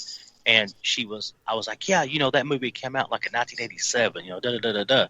And then we're talking about something else, like a TV show or whatever. And she's like, your time and your perception is way off here lately. She's like, that wasn't, that was like late 90s or 2000s. And I'm like, no, it can't be. No. I know where I was at when that came out, what year it was, da-da-da. And she Googled it. She's like, no, you're like 3-4 years off. And I'm going, no, I'm not. We'll sit there, go back and forth, and then she'll show me the phone. I'll be like, yeah, you're right, I was. But you're right. Like the perception of that is so strange. And there's especially another right thing that I was noticing recently, and I don't know if it's just me, but right before we go to our break, aging process. Quickest aging process within this last year for me. that I've seen, not only like physically like filling it, but physically in the mirror. Quickest year ever for aging process. Yeah. Yep. Oh, I agree 100%. Yep. Something's happening. I had a nice brown beard last year about this time. Right? See? Even the dogs are aging. Even Mr. Bean has his graying of the beard. And he's only 2 years old. That's fun. Yeah. But on that note, you guys, we do have to go to our second musical break. On this break, we have Fluid with I Love It. We got Griff with Best Life, as well as Zoo, which today feels like a zoo. And then we also have Chico with They Beyond Me. You guys don't go anywhere. We'll be back after that.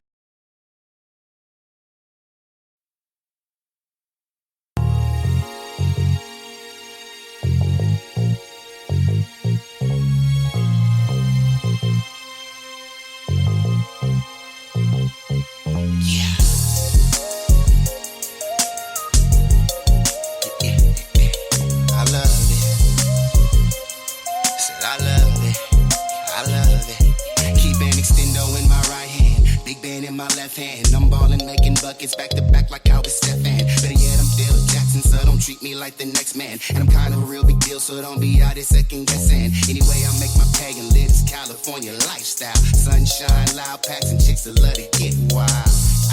That's how we do it every day. Slipping, sliding through the traffic on a mission for that day. Clearing marks about my way. Really got no time for y'all today. And all the craziness y'all talk, but never get your story straight. See me out here living great. I don't give a about all that hate. And when it comes to kicking game, I give you all that you can take. Trying to do it big, got no complaints. Every morning eating steak. And say I'm wrong for showing out, but I'ma do it anyway. Trustin' thing ain't nothing, bitch, cause I can do it any day. And it don't matter where I go, I always represent the yay.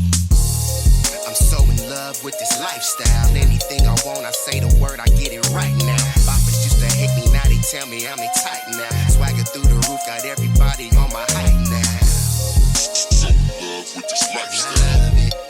And I love it, and I love it, and I love it, and I love it. With this lifestyle, anything I want, I say the word, I get it right now. See me, I'm out here getting it and loving how I live. Best believe if I do something, I'm a stupid, do it big. And this hustling is my gig, so don't you ask me what I stand for. Stacking while I'm macking, trying to earn myself a couple Lambos. Yeah, you know them toys for them big boys. Emperor of sorts and all you other players decoys. Meaning you're not the real deal. Keep an appetite for dollars that I never miss a meal. All you suckers need to chill. I'm just trying to stack a meal and pull the baddest bras around and love shorty sex appeal. Little bit of Netflix, then we chill. Lose them clothes, keep on them heels. Working like a 9 to 5 and go right back to chasing skrill. I bring that real, never that phony. BS, y'all be stressing, put it down just like an OG. Perform these cookies, take flight. Some of y'all just out here acting, I'm a boss in real life. I'm so in love with this lifestyle. Anything I want, I say the word, I get it right now. Boppers used to hate me, now they tell me I'm they tight now. Swagger through the roof, got everybody on my height now. So in love with this lifestyle. And I love it, and I love it, and I love it. So in love with this lifestyle. Anything I want, I say the word, I get it right now. Keep it more 100 than a C note. Hall of Fame spitting, representing with these pimp quotes. Don't try to front, you know this shit's dope. Question is, will I ever fail? My answer is no. I make this hustling look amazing. Put it down, doper than a blunt of purple hazing. Spicy on the mic, I bring the fire like a Cajun. Scoville's making haters sweat when I be blazing. Leaning to the side, haters everywhere.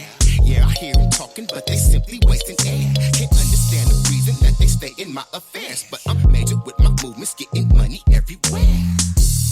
I'm so in love with this lifestyle. Anything I want, I say the word, I get it right now. Boppers used to hate me, now they tell me I'm they tight now. Swagger through the roof, got everybody on my height now. So in love with this lifestyle. And I love it, and I love it, and I love it. So in love with this lifestyle. Anything I want, I say the word, I get it right now. And I love it, so in love with this lifestyle. And I love it, and I love it. So in love with this lifestyle. Anything I want, I say the word, I get it right now.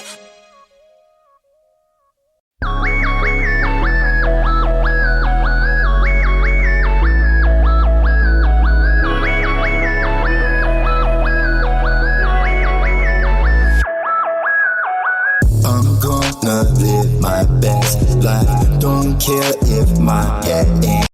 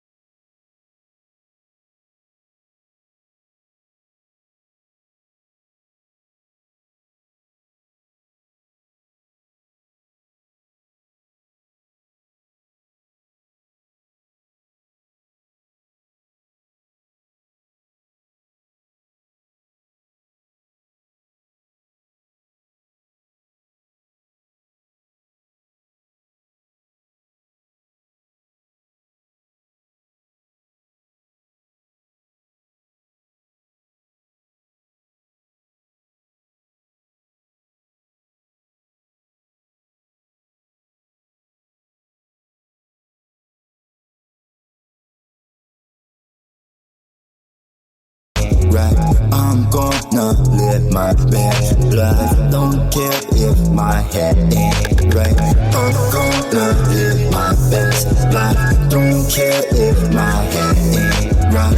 Do you and live your best life. Don't care if my head ain't right. Where you from? Who you with? Are you a blood? Are you equipped? I do my thing, stay legit. In this world, no one's innocent. VIP, get bottles. One snap of my fingertips. See these haters like blah blah blah, blah blah blah blah, talking gibberish. I'm gonna live my best life. Don't care if my head ain't right. I'm gonna live my best life. Don't care if my head ain't right. I'm gonna live my best life. Don't care if my head ain't right. Do you and live your best life. Don't care if my head ain't right. Rolling and rolling and rolling SUV. Rolling and rolling and rolling with my homies. Rolling and rolling and rolling SUV. Rolling and rolling and rolling with my homies. I'm going to live my best life. Don't care if my head ain't right. I'm going to live my best life. Do you live your best life? Do you live your best life? Do you live your best life? I'm going to live my best life. Don't care if my head ain't right. I'm going to live my best life. Do you live your best life? Do you live your best life? Do you live your best life? I'm gonna live my best life. Don't care if my head ain't right. I'm gonna live my best life. Don't care if my head ain't right. I'm gonna live my best life. Don't care if my head ain't right. Do you and live your best life. Don't care if my head ain't right.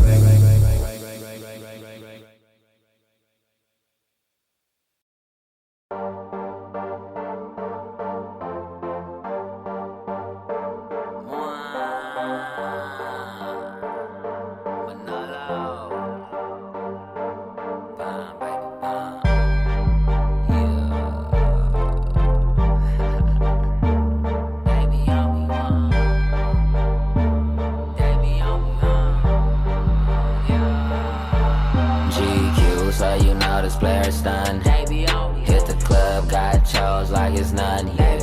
Mathematician when it come to getting numbers. I'm screaming, one. I feel like money, why? Cause they be on me, they be on me, they be on me, they be on me, they be on me, they be on me, they be on me, why? They be on me, they be on me, they be on me, they be on me, they be on me, they be on me, they be on me, why? I'm like, look up in the sky, that's a bird, no, that's a plane. Chico just that fly, so make it splurge and make it rain. I keep that Scrabble mind, I got words and I got games. And she like circle goggles, she got curves and she got frame. And if mama a rider, I'ma swerve all in her lane. She give me gobble gobble, she superb with that good brain. Now baby, bout that action, make them verbs drive me insane. I'm a jigger, low in action, mama purchase this good thing. And fire y'all employees, you dealing with a boss. And kick it with a player, I got juice and I got sauce. You messing with feel sorry for your loss. I'm a heartthrob, baby, I can feel your beating pulse. GQ, so you know this player's done. Hit the club, got chose like it's none. Mathematician when it come and getting numbers. I'm screaming, one, I feel like money, why? Cause they be on me, they be on me, they be on me, they be on me, they be on me, they be on me, they be on me, why? They be on me, they be on me, they be on me, they be on me, they be on me, they be on me, why? Juice daddy, baby, looky here, looky here. Milwaukee bought them bucks, fear the deer, fear the deer. I'm feeling like a player, must be pure, must be pure. So let me drop this knowledge in your ear, in your ear. I'm driving your chick crazy, let me steal, let me steal. She crying like a baby, I see tears, I see tears. She thick from the front, I see rear, I see rear. I see me in them panties, I see mirror, I see mirror. Fly guy, baby, you messing with a pilot. King of the ship, you messing with a pirate. Ding dong ditch, make her open, then I'm out it. I'm getting all in that belly, turned her into a Audi. GQ, so you know this player's done. Hit the club, got chose like it's none. Mathematician when it come and getting numbers. I'm screaming, one, I feel like money, why? Cause they be on me, they be on me, they be on me, they be on me, they be on me, they be on me, they be on me, why? They be on me, they be on me, they be on me, they be on me, they be on me, they be on me, they be on me, why?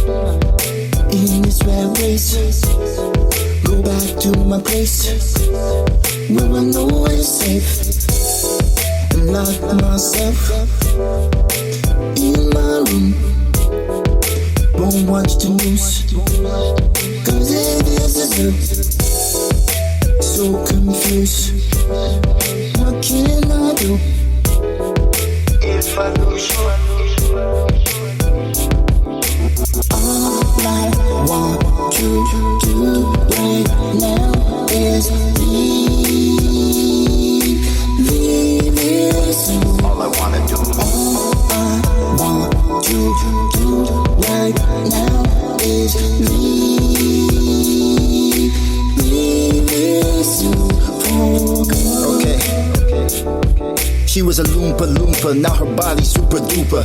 Getting a lot of attention she was never used to. Hitting me up like I was Uber. Got a few miles, so I guess she's a cougar.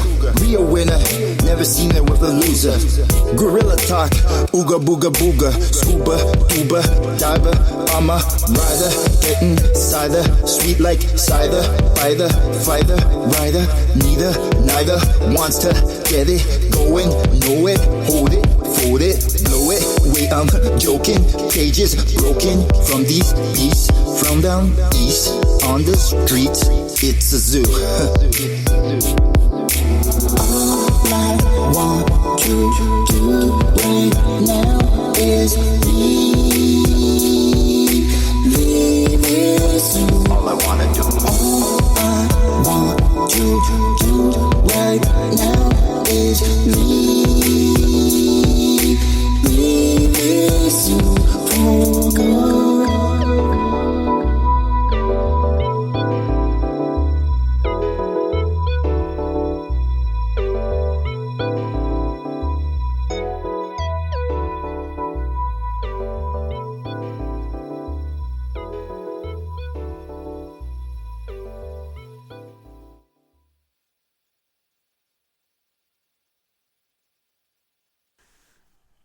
Welcome back, and thanks so much for joining us tonight on We Are Docs Media's Late in the Rockies. Tonight we're joined by Jason Hollywood Fife and Mr. Craig Hoffner. No hassle. No hassle, Hoffner. You guys, welcome back, and thanks so much for hanging out with us tonight and staying up late in Knoxville, Tennessee. Yay! Thank you. Thank you for having us. So it started off kind of choppy, but we're doing better. So we ended off the last hour talking about accelerated time and missing time, so on and so forth, and then we got on the subject of those damn Allens and their UFOs.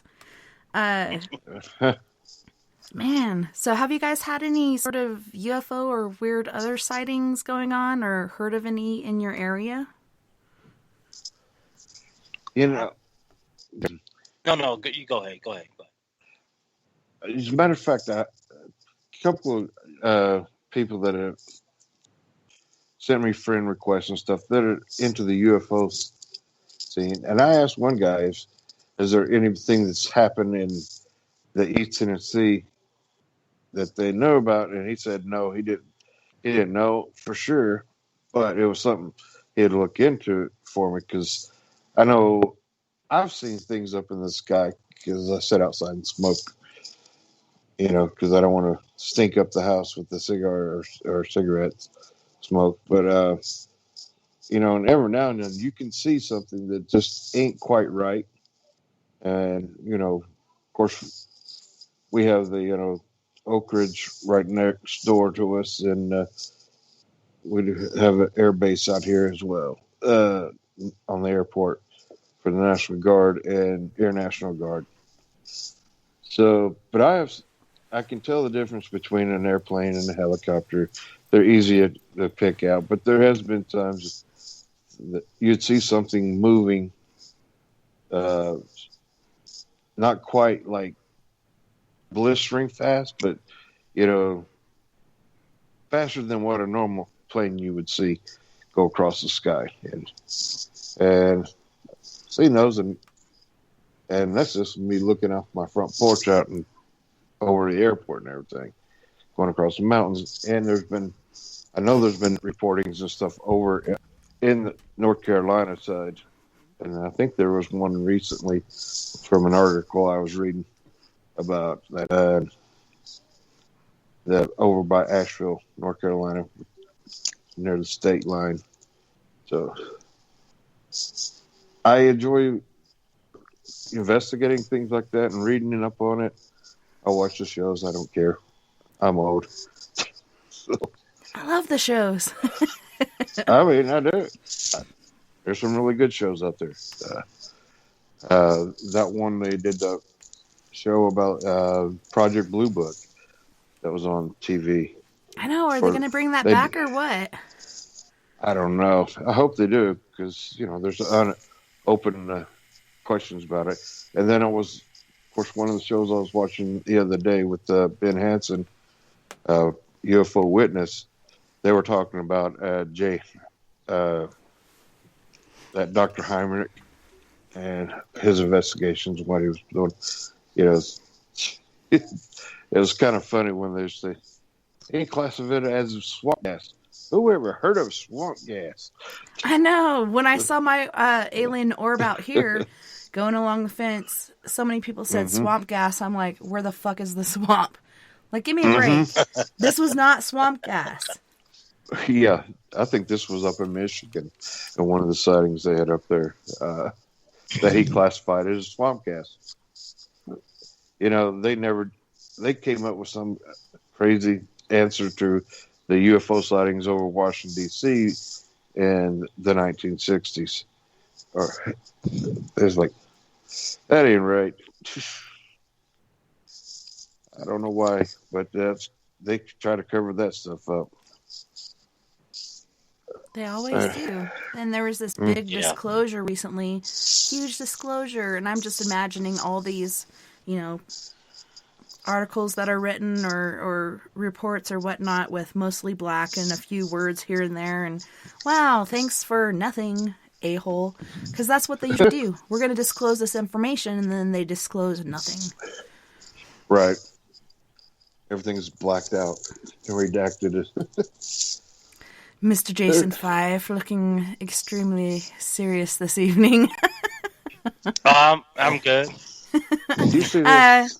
Have you had any sightings or heard of anything going on as of late? I haven't. Not personally. I haven't seen, like, because I live probably 20, 25 minutes from Craig, give or take.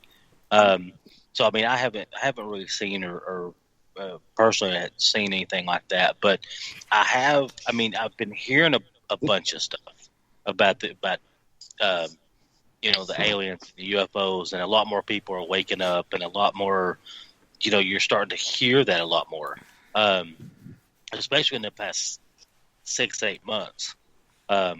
Even people that I know that like have I've never talked to them about aliens or paranormal or anything like that. They know I do this, but they'll come up to me and be like, "Can I ask you a question?" I'm like, "Yeah, you can ask me. Are aliens real? Do you think aliens are real?" And I'm like, "You've never in a million years I would have thought you would have asked me a question like that." And I think it's like we talked about a little bit earlier. It's kind of getting to that point of are aliens real? Are they not? Well, in my opinion, they are, and that's a big thing. I can go on forever and talk about it, but it's like a lot of people that you don't think of or you don't really. You're like, no, they're the ones asking the questions now, and that's insane to me sometimes. Because you never really expected them. And like, you believe in like aliens and spacecrafts and extraterrestrials and all this other stuff, and you're sitting there going, like, as a matter of fact, I do. Yeah. Now we can talk. You're going, you're getting it. Yes. You understand what I've been thinking, Mm-hmm. and it's a weird feeling when that happens, because I don't think any of us truly know what's going on. I think there is a handful of people that actually know the seriousness of it and what's happening, but besides that, I think it's kind of our own extraterrestrial being, what we're made up of, our ancestors, our alien ancestors, all that stuff combined into one is how I think it's going to play out. Can y'all see this damn cat? Yeah, I know. I zoomed my fingers at her, and then she started licking herself. I'm like, I don't even have to touch a cat, and they start cleaning themselves. Look, she's not I just cleaning threatened to, and they're like, ugh. She's not cleaning herself. She's cleaning my head. Aww. What a good kitty. That's so sweet. She loves you so much. It's like sandpaper across my scalp. You're like, I hope she has some hair. Yeah, it does. I was just talking about cutting my hair. She's like, here, let me fix that for you. Gets rid of the cow lick and replaces it with a cat lick. Mm-hmm. Exactly. Oh, yeah. But I don't know crazy. If it's like people having to stay home or, spending more time at home because companies are giving time off. Whatever's going on, it seems like there's more sightings. It could be because there are more things going on, or it could be because people are at home and looking at these things. So it's hard to tell. I know shortly after we got locked down, my youngest daughter and I had a sighting together, and my 16-year-old was in the neighborhood where it was right above it. To me, it just, because I lost my glasses, it looked like just a really bright, brilliant light flickering. But to my youngest daughter and my 16-year-old, there was like 3 different ones changing location in a triangle. And then they all stopped and shot off at a really crazy speed. And then we didn't see anything else until it was New Year's Eve. Like you said, going out for a smoke because we don't smoke in the house. And I'm like, do you see that? And, I'm used to seeing Mars and other things. That's not Mars. That's a lot lower. And it's over here. And it's flaring. It kept flaring. And then all of a sudden it disappeared. and then showed up over here and started doing the same thing. It wasn't a plane. We get planes, we get helicopters, we even get some military vehicles flying over. But this was not that. And the fact that it disappeared and went nowhere and then all of a sudden reappeared over here like 5 minutes later or whatever and started doing the same thing, it was just odd. And I had 2 other people that were there with me that saw it. So, you know, that makes it better. You're like, I'm not just seeing shit. Like this is really happening. So that's the 3rd time we've seen the reddish orange orb thingy, but the white ones were different. So it makes you wonder, when I took the photos that night, I saw different colored orbs on a cloud. They were all in a circle, and I can send that to you guys. But they use different colors. I think they all have different things they're supposed to do, maybe. People say bad things about the red ones, good things about other ones. I don't know what to think. You know, it is kind of weird because the show I was watching yesterday, I can't remember which one it was. It was either Ancient Aliens or something. This guy was talking about, no, it was on the Skinwalker Ranch. With the red orbs are the ones that are dangerous, telling you to stop, get away of that, but they'll have different colors. That's it's like, okay, you're fine where you're at, just don't, but you know, it's okay. And then if you get too close, it starts to escalate. The color changes, keep you out. But it's crazy that those people are already figuring out how they're doing that. So if they're using color changing for communication, then we should be able to figure out what we can do to address those things and talk about it. Yeah, it's because the fun and funny. The second time I saw one, it was much closer than the first time. The first time it was following us from Ignacio, which is a reservation town, to Bayfield. And my kids are seeing it from the back, so I didn't see it till I stopped at the stop sign and got out and looked up, and I saw this orangish red orb in the sky, and it looked much smaller than the second one I saw. When I first saw the second one coming down the fence line, and it was at a slow walking pace, I put my son down, got up, ran to the door, and I opened it, and as soon as I stepped 1 foot out, my gut or whatever told me, hey, maybe you shouldn't be doing that. Like, you got kids to take care of. You should go back inside. So I go back inside, close the door, try to get my camera going. I can't get it. So I call my family over, and they all run up. Myself and my 2 daughters saw the same thing, which was an orb, which looked like it had liquid fire flowing through it. It was yellow, orange, and red being the main color. My husband saw an orb with a bat in it flapping its wings at an extremely slow rate of speed, and it was glowing. So he saw one thing, and we all saw the same thing. So it's kind of like, do they have a cloaking device that for some people it appears to be like this, but to others it looks like it actually is? So that was interesting too. I often wonder, like, what would have happened had I gone outside and walked up to this thing? Would it have zapped me into ash, or would it have abducted me? Like, what would have happened? But I didn't find out. I was too reluctant. But I almost went. My first thing was go see what it is, and second thing, nope, better not do that. Yeah, gotta make the right choices sometime. But then again, you never know, because they could have been saying, hey, telling you in your mind, don't do it. It's like that little devil on your shoulder. Can't listen to them all the time. So, dang it. They say telekinesis is probably going to be the way that to communicate with these aliens. Possibly. They say math is everything, and you should be able to see, communicate through mathematics, because that's the law of any language. Well, it's only that because of on this planet, we all know the mathematics. And we know it could about be music too, because there's math and music, which is interesting as well.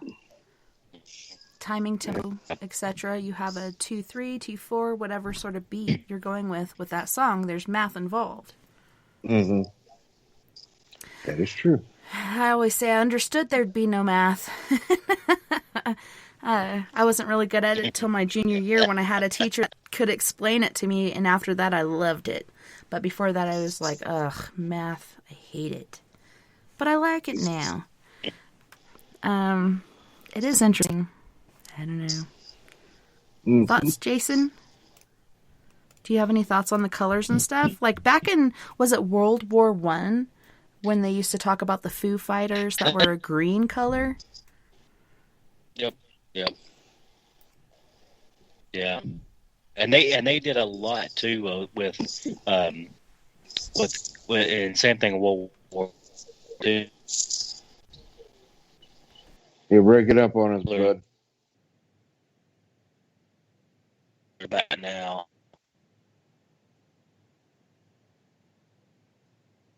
I can see my signals going in and out. What about now? Yeah, it's a bit clearer. A smidge. I hate to say it because I love to see your face. Weird. And, whatnot, but you might have to turn off your camera if your internet's being a bitch. I don't want you to go.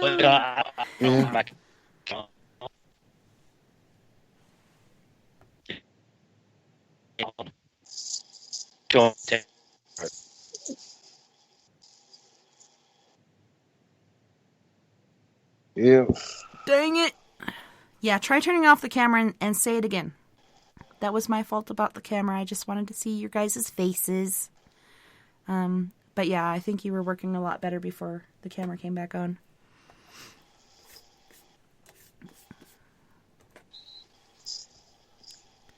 Did he hop out? He might have. I don't know.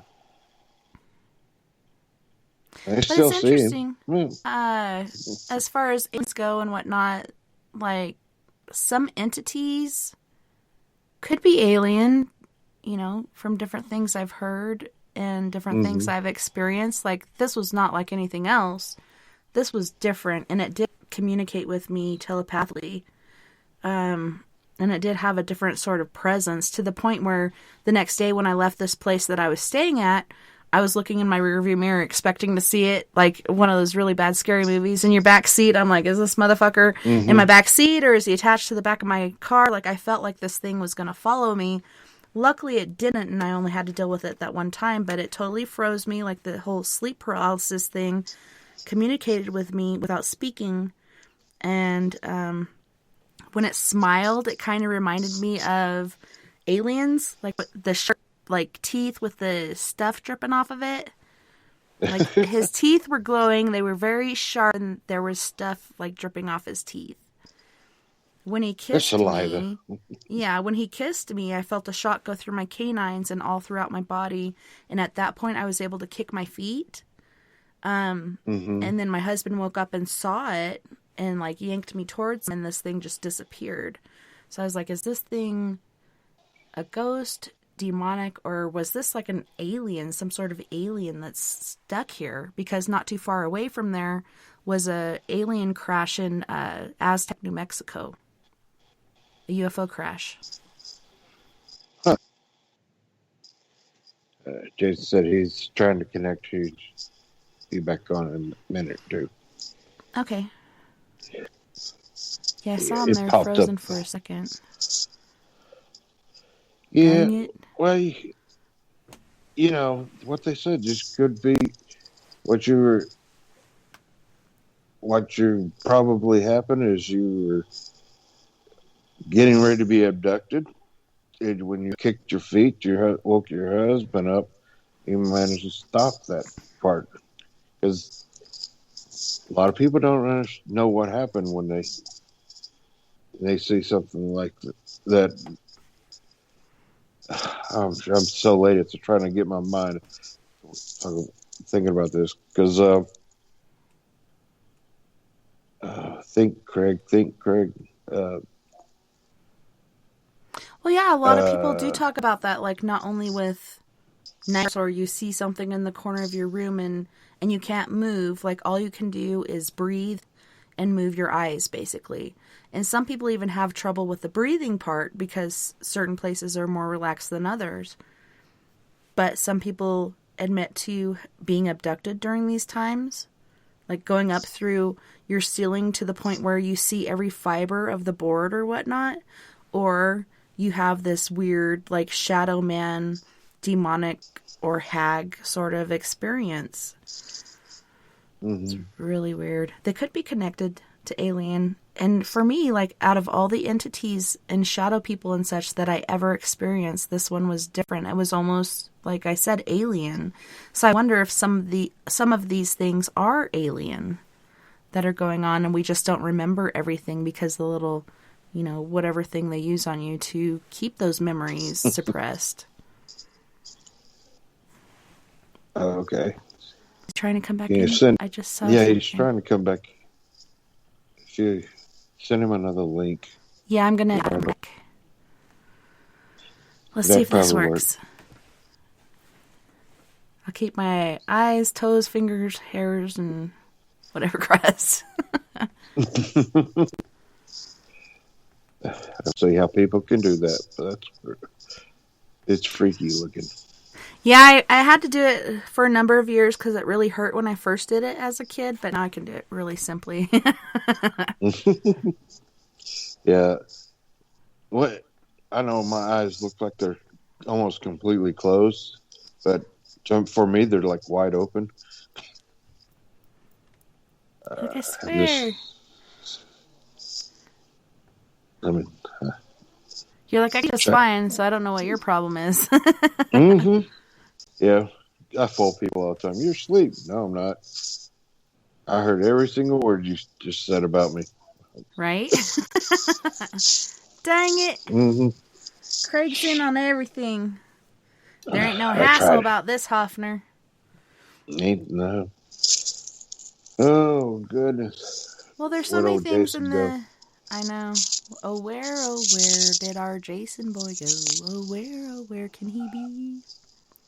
As far as the paranormal goes, is there anything else, like, because you come from more of a,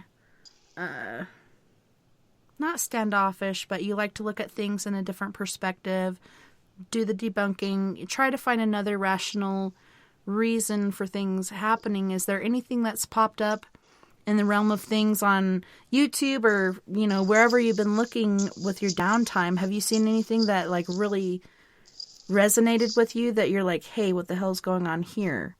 Or anything else that you feel like you want to talk about that we haven't? I'm more of a skeptic. I got to see, touch, feel, put my hands on everything. And I have a background in electronics and other things that I've done in the past. But it's something that I always hear. Jason has sent me a message. Try to get logged back in. It keeps telling me connection's not. I can't remember. See what he said there. But he's trying to get logged back in.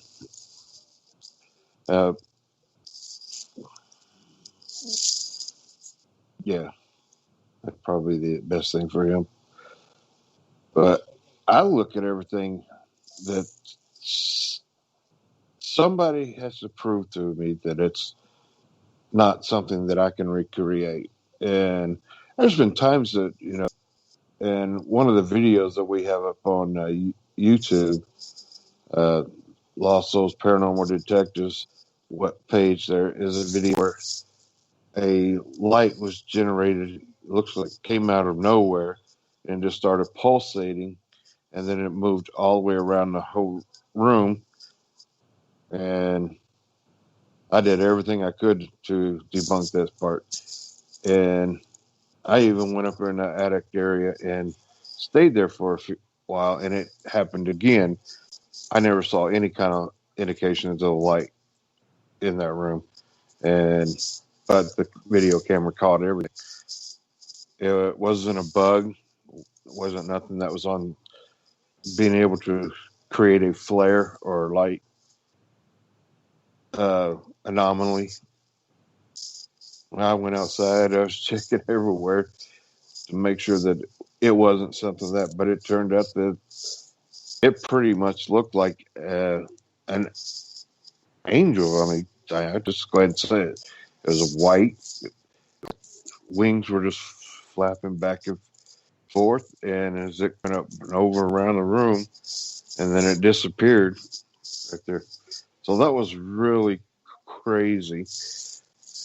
But like I said, I try everything just.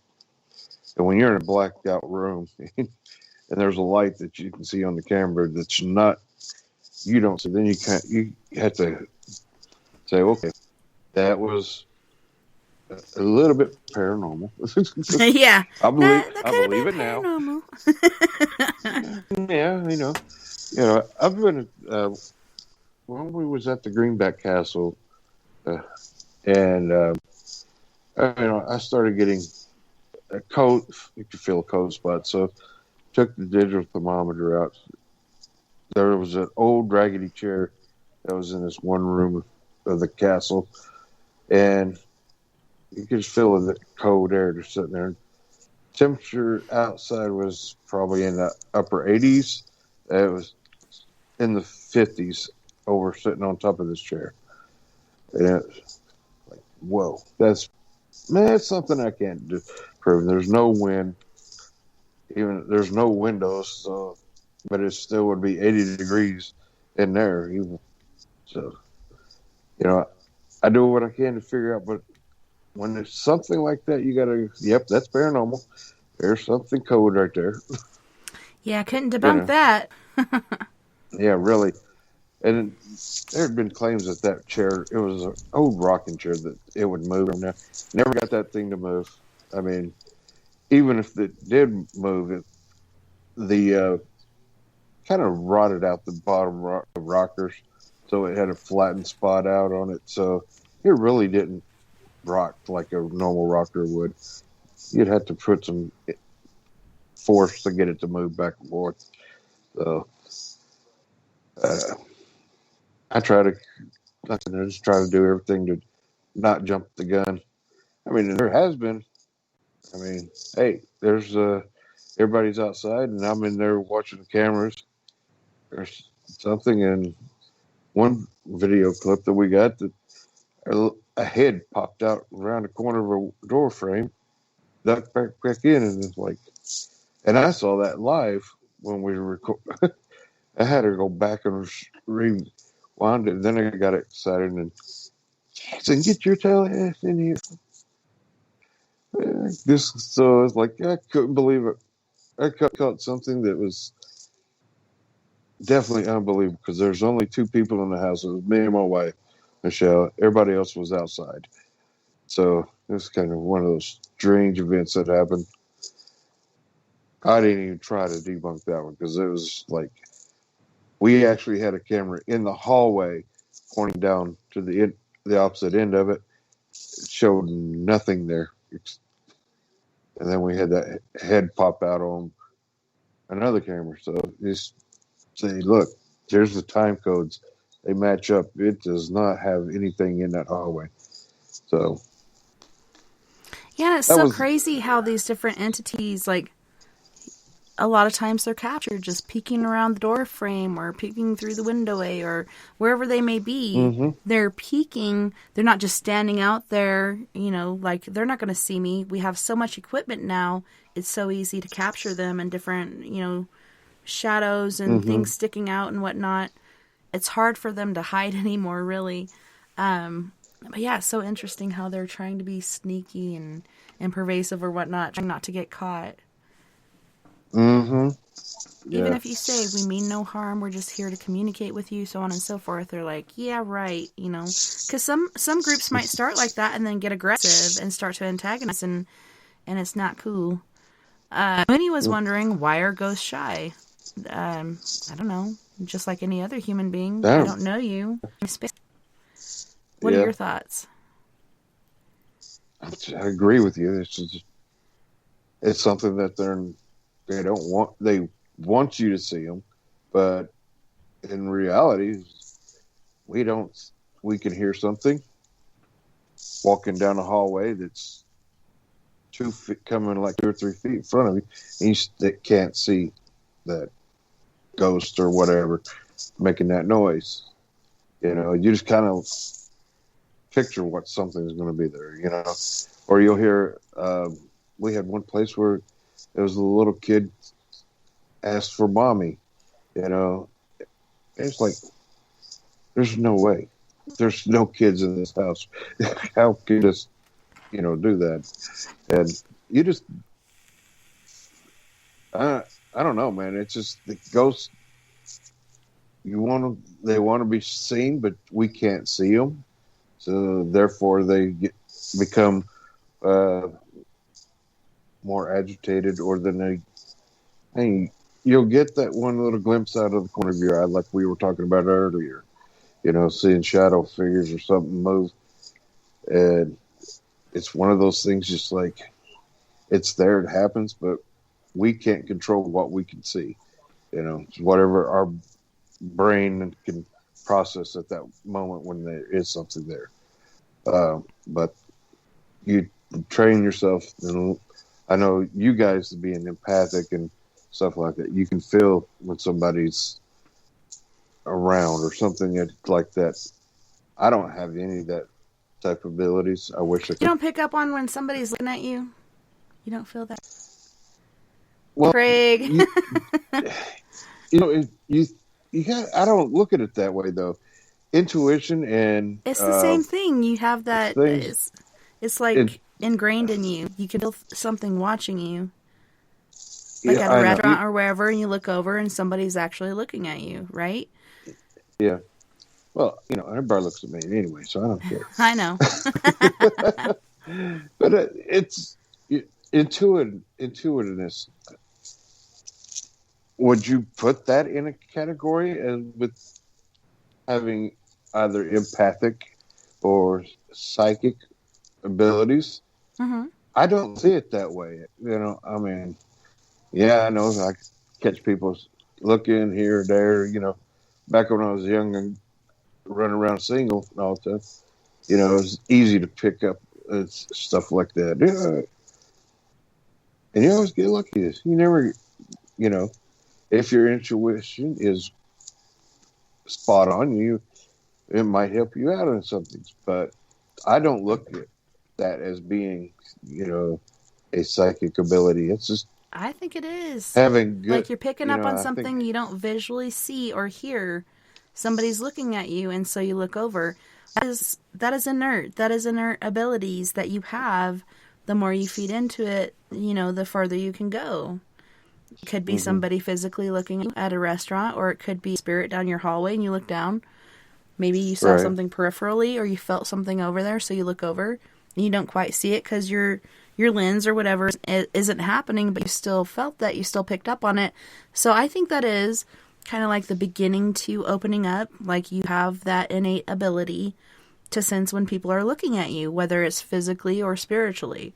So I don't know, it's pretty interesting, and it's just like a stepping stones, for you to be able to open up. And through your investigations, you've kind of opened slowly, where you get the hairs raising or different things going on. You're trying to debunk it. Sometimes you can't. Yeah, it's just hard to go the other way, right? Yeah, but at the same time, I really am not interested in developing anything like that, because I know Jason for so long, and I know that there's times that he has struggled with just so much stuff going on at his house, and he just, he worries me sometimes, but he tells me he's fine all the time. But I always check on him, and I just make sure that, being an empath, that's all emotions and stuff. And I'm like, no, thank you. I got enough crazy things going on in my head. I don't need to have to worry about ghosts and what they're feeling. You know? Or even people, like for empaths, it's hard to go to a bar or other places where there's a little, especially today with emotions being so high driven and stresses and other things going on. It's insane going to a public place to get groceries. I could just imagine through at work. I'm glad that there's this certain person that was like, hey, did you ever think about this? Like now they have another field of stuff that they can talk about and he can open up to them and have, an even playing field kind of going on there. But it can be difficult. A lot of people have social anxiety and different things due to having the openness where you feel other people's energies to a fault. Right. I'm lucky I don't have to worry about that. I know, and I feel so bad for Jason because he's like, wow, this investigation, and Craig wasn't here, and I just kept looking because you're like his anchor that keeps him going. Without you, he's just like, I don't know. I feel like he's going in circles, Right. Trying to protect himself because you're not there. I know. I hated missing that investigation down there.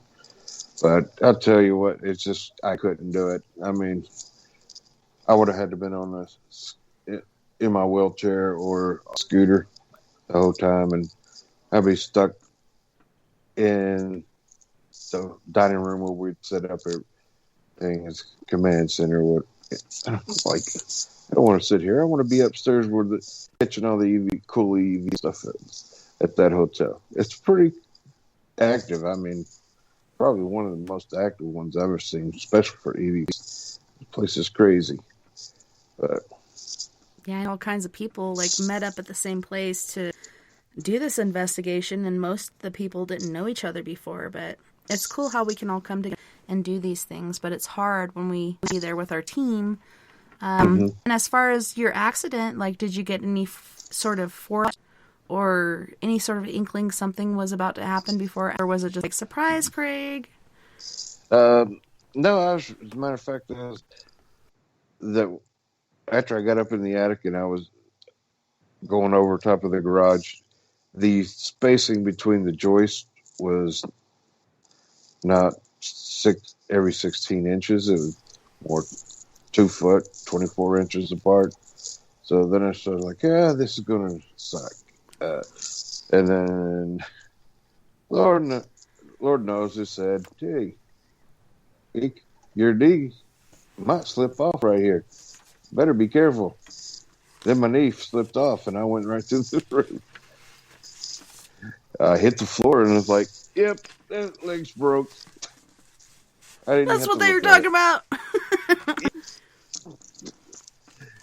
But I often wonder, had you not had that forethought or whatnot, would you have held yourself differently where you could have fallen on your head or whatever? Something bad could have happened had you not braced for this fall that you kind of saw coming. You kind of heard that thing about your knee, and then it actually freaking happened. Yeah.